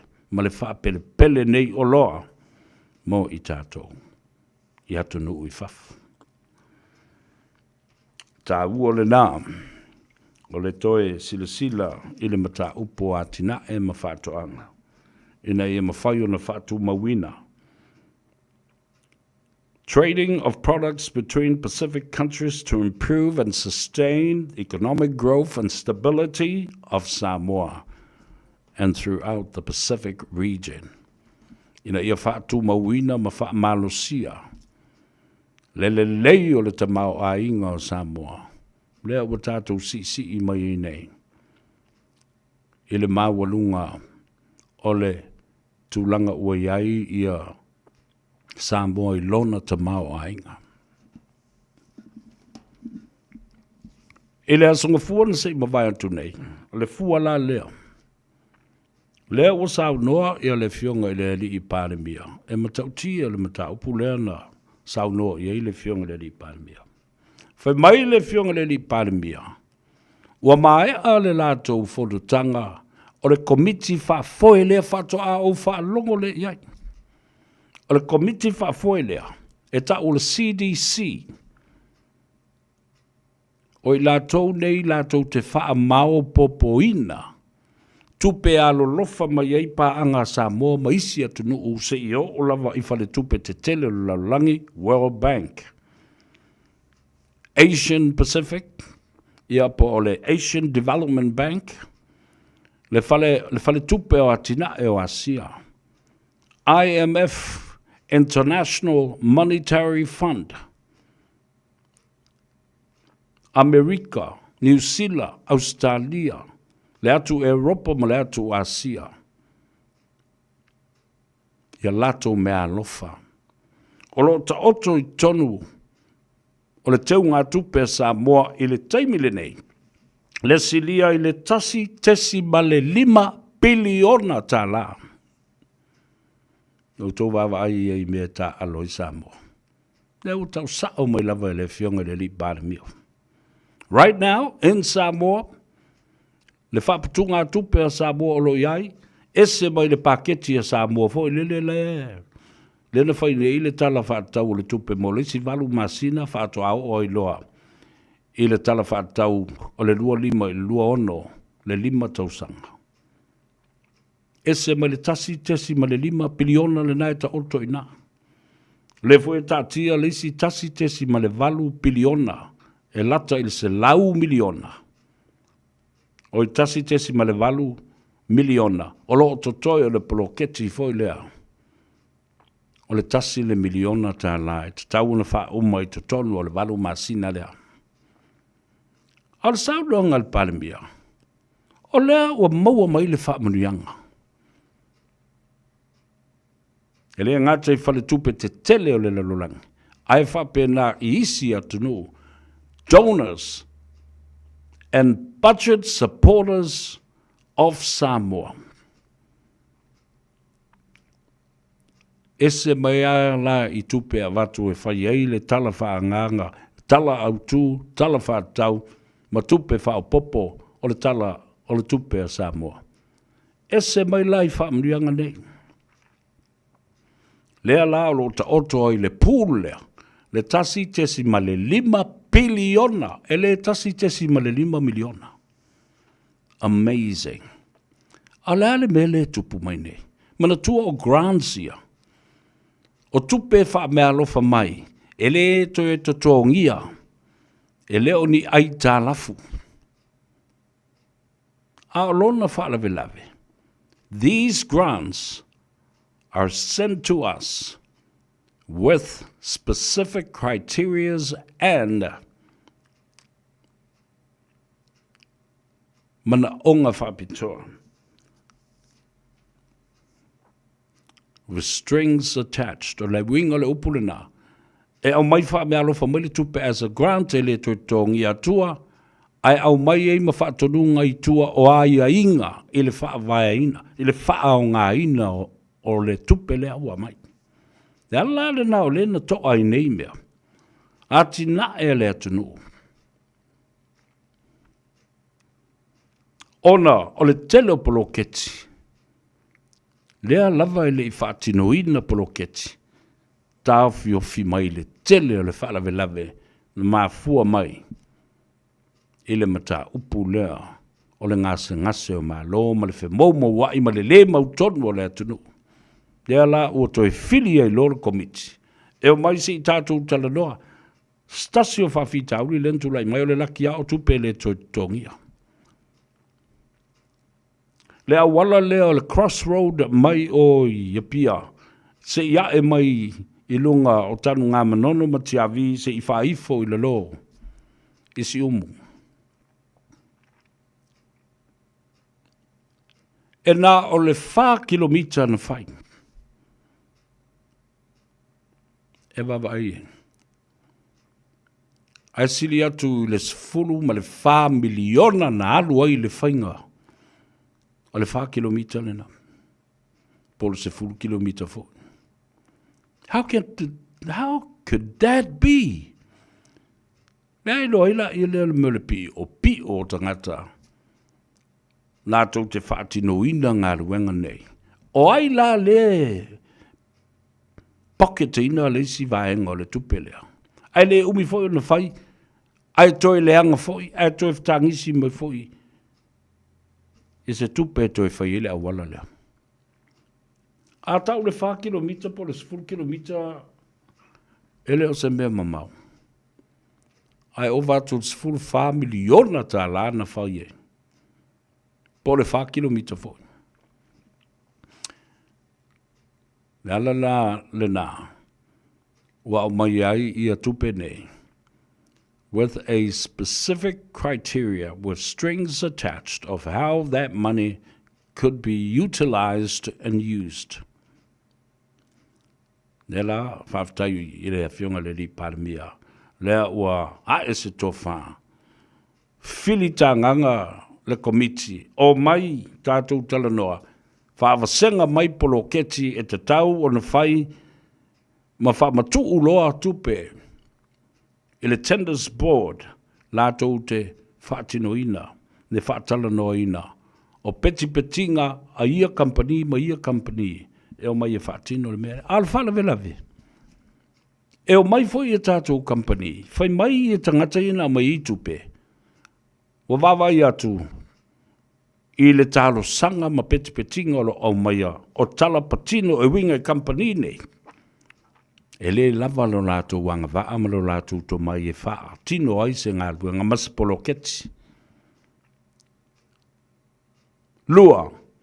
E le lava lātou masini. Ioe. E le lava a lātou masini. O leisi. E le lava to mai. O leisi. E lei insua ina company nei. E mauti no ai. E le alu vale le tupele nei. A wha le tonu se vaenga. O le ngā luenga ma le proketi na whai. E iei le tupele company lea. Mai le lato insurance company. Or insurance policy e toi kawa i le tupelea na whaaru. O le nganga whaaftai. O le vave. O le tō whai le whionga le li paramia. There is so much money there. Samoa. Mai o te tonu foi la I o le iai. O le ta oto I le tasi tesi ma le 5 biliona tala. Le ala le mea o le mawhaiuna fesosani le poloketi o le au mai o se valele. A tonu e masalo ai o le o la vaise. Faututanga ma se fato fala inga le malo ma le fionga le li paramia ma. Ma I la tau e iai le tomai e li poi ai. Ia tonu whai I poloketi e whātutu mai. Ma ia iai le taimi. Tu umata manga. A mata le poloketi, ma wha umai le poloketi. And some of those restrictions and strings attached to this money and how it is utilized is the time frame, the time limitation of when the project started until it's finished. Teimi whatino ai se yo o lawa le teimi. E whapa ia ai matatala lo ia le nā tinae ma le nā ngā luenga. Te tonu mai, au te matua I te li tonu ma le wha maoni ma le wha tuatuanga a toa. I le tele o ngā ruenga, ma poloketi o le afuafua nei. I le toe tali watu o le fionga I le li I paramia. Ia, ma le whailo mai loa o le whangatia. Lea foi ua wha manusina ai le tele o nei tupe, watu I 5 o le malo le watu lai mai nei. Ia le whalongolongo me tu le epa ma le tō tele o le chapi pif mai wow. Now finally this amount of money has been exposed. But it is beautiful. I think it is beautiful. O se mea matango fie le nā. Ese ma le tasi tesi ma le 5 biliona. O le tātou atu pele o whaanganga. Mole. Tala o le tupe mo le tausanga. Wha le tupe o le lua whelus fulmalima se o le lua whelus fulmaleona. A le la uta oto mai isi grants ia. O mo le beta o le grant. o le tupe wha mea lofa.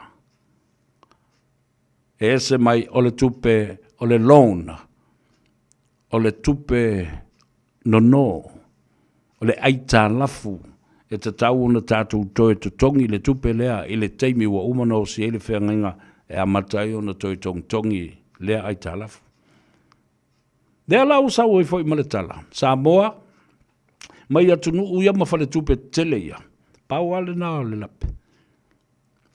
Ia vave o na whaatino a tātou poloketi masila sila.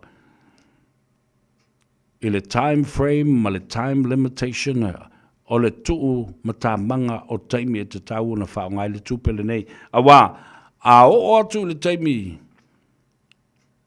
wai loa e la tau na mai e le tupe le na, o mai e le tupe le nei le ale i whaia i eise fuafuanga. Ia na whapea mai lola ia lea. Look, we won't have any other cash injected into projects that Samoa wants to develop. Give us the money back. Awa tuai do tau whaangai na le tupu toi whaafoi. O le mea le na e tupu. Iwan. Lala lale nao te whai atu ai nei. Tu le papa le rai tu o le vai. Fifi mali e. Nā le wingo le upu le nā. Sit back and relax and listen. And what are these projects and what are the developments? E manuia umai Samoa. So i tu te whalawe lave. Whalawe lave le bea le lei. Wa wha te ia lau tau whalongo. I le whaatala noanga o le fionga i le li parimia ma le autu stala. Wa ta tala ai le tō wha. Ta tala le ato pona pona ma le avei. Ma wha i loa i le whangatia, wha manusina le tūlanga o le wha manuianga mō Samoa.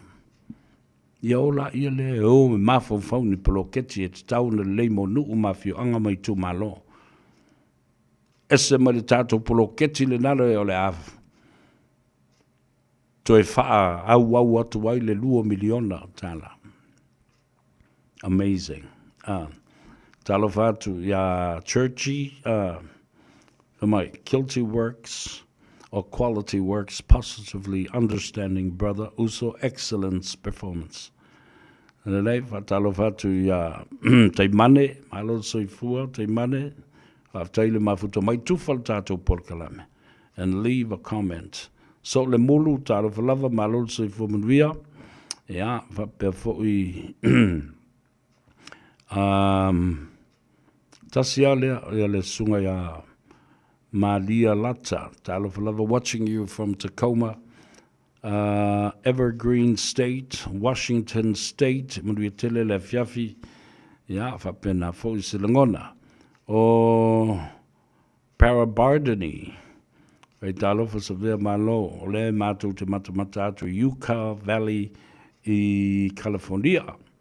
Ja, le lei malo whaaftai, whamdia tu fwoi ki nisi masi mo le tausanga fau, ia te utau. Whai mai ia le sunga te mane.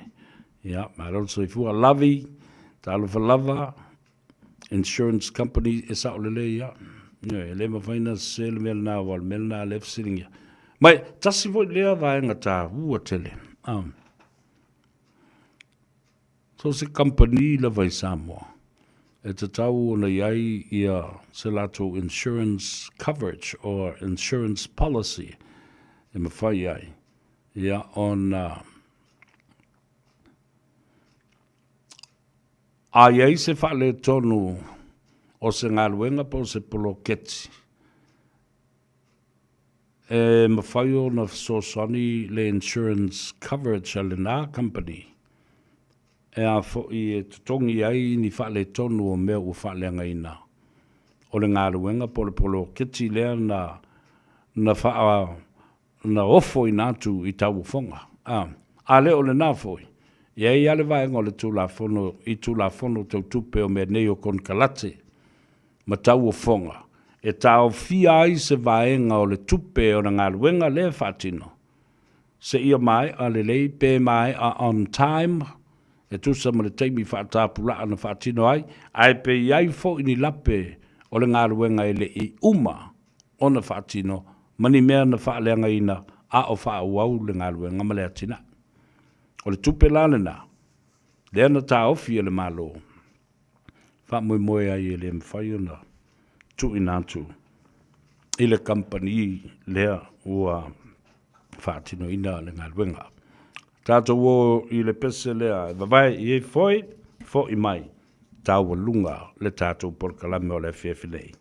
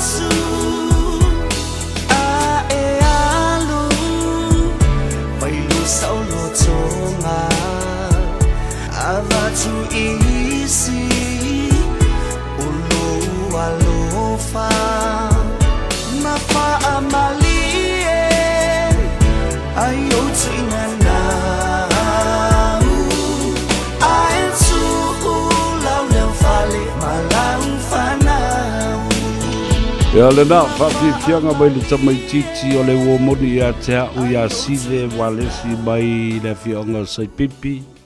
Ya, Ora o fai. O faksoli o whenga ki ai. Whamai o le wo inge o Skalia, o whakua, o whaisa o whapiponga, a whamai o whakonu.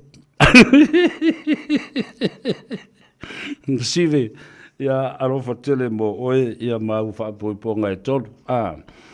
Ure ngalo ia te oe le whaatofo i le whawhiwhianga lea le tātou anga lea stona i lea sau nei.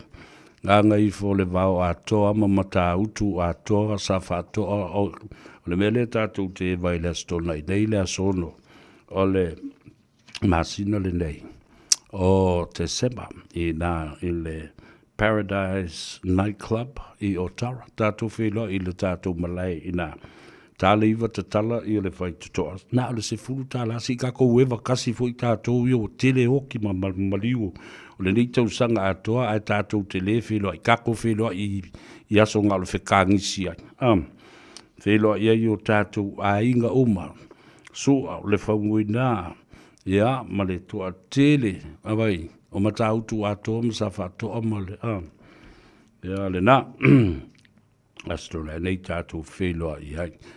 Tele lo fia tala noe le mata upo le whamsinonga leo lo o vevesi ai le loto i whale o Samoa e me se fo i a whale a lili tasi o lesi fo i leo i tu malo o whale a lili ato lava ai ona o le tūlanga leo le te ena e le whamsinonga mawalunga o le tālusanga a le oso wha lava mai le i tu malo o whale a lili lua the application for intervention pay all application ma le talusanga le na fai nei e le hero pipi tu le epali mongi ma le vaenga o le hero pipi o le whaalava mai ma le oso whaalava mai e whale aliri dua ina ia fesosoani le mata upu e langolango ina fina ngalo o tui loma ma tui lupe ave i tua le la mata upu ai pangalea, ua whaatanga le whamsinonga, le talo sanga le hero pipi, e fia au wai e whai le lato i tū, le ua tolu ai tū o le whamsinonga, ale mea monia. Le la ua te ena nei e le whamsinonga, ia whalea lili lua. Ai tutusa le leila ia lato talo sanga, ma tu le epa malei cha pipi. Ai ole mafuanga, e le lava mau.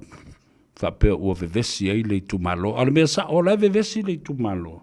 Ona o taba whanau le tu malo. Ai a iawa lea mai fua i ai ia tu le epa ma. Ni mongi ma le hero pipi. Ioi, ona ole manatu. Ia, e ai ia le lato moli mau tutu. Manatua la.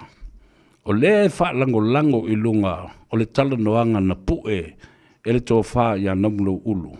Whapea na fo i ia ma le fionga ia tui loma.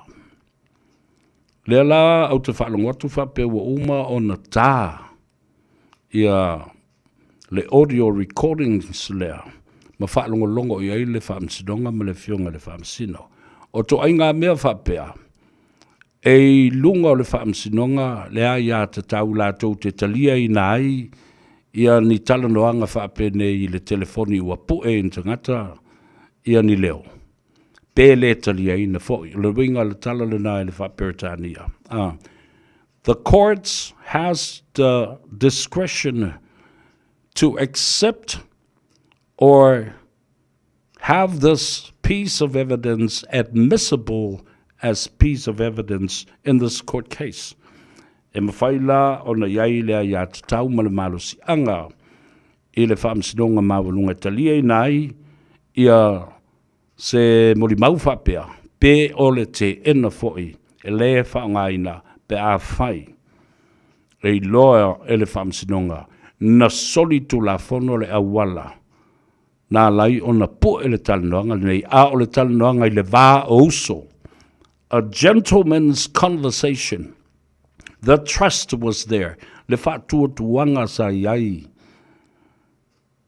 I le fionga ia tui loma, o namulau ulu o lona uso e tali tonu na te le tuia lona pātua se sa pelu. E tu sai ma le pue na nā ina o le la talanoanga. A iei fo i lale intention o mea whapea o le wingo le upule nā.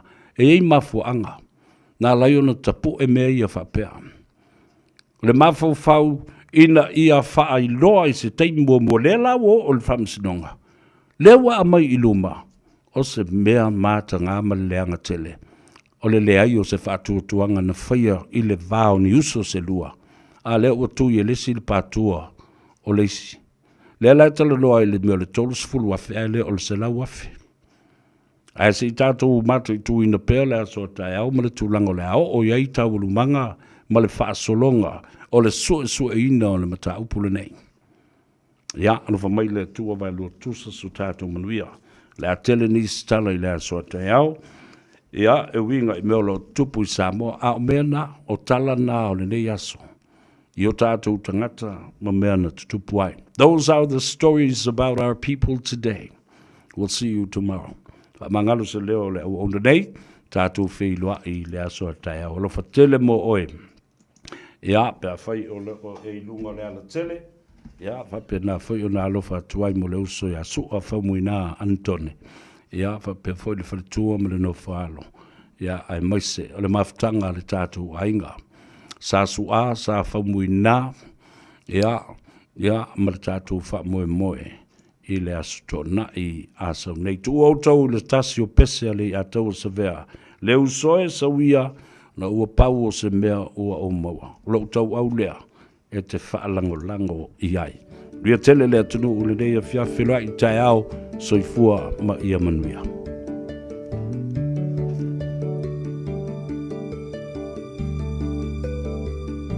Wow, le pongisa Whaapeo na puniti o le la Wow, le langi O le timu fo I le muta O fitilo na muenga Wa tofai malo I mata Fitilo fa I solo Wa le tau ai lona loto So it's a weird, only by no lea, it's a town of faina.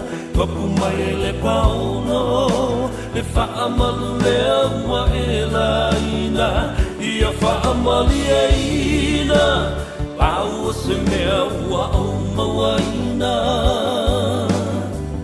Fa'alango mai, ilo utau au e te mapua.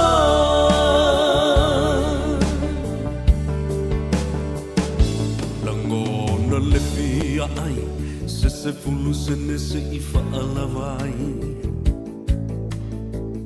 a o se ato whanu pela vai o se papa mafu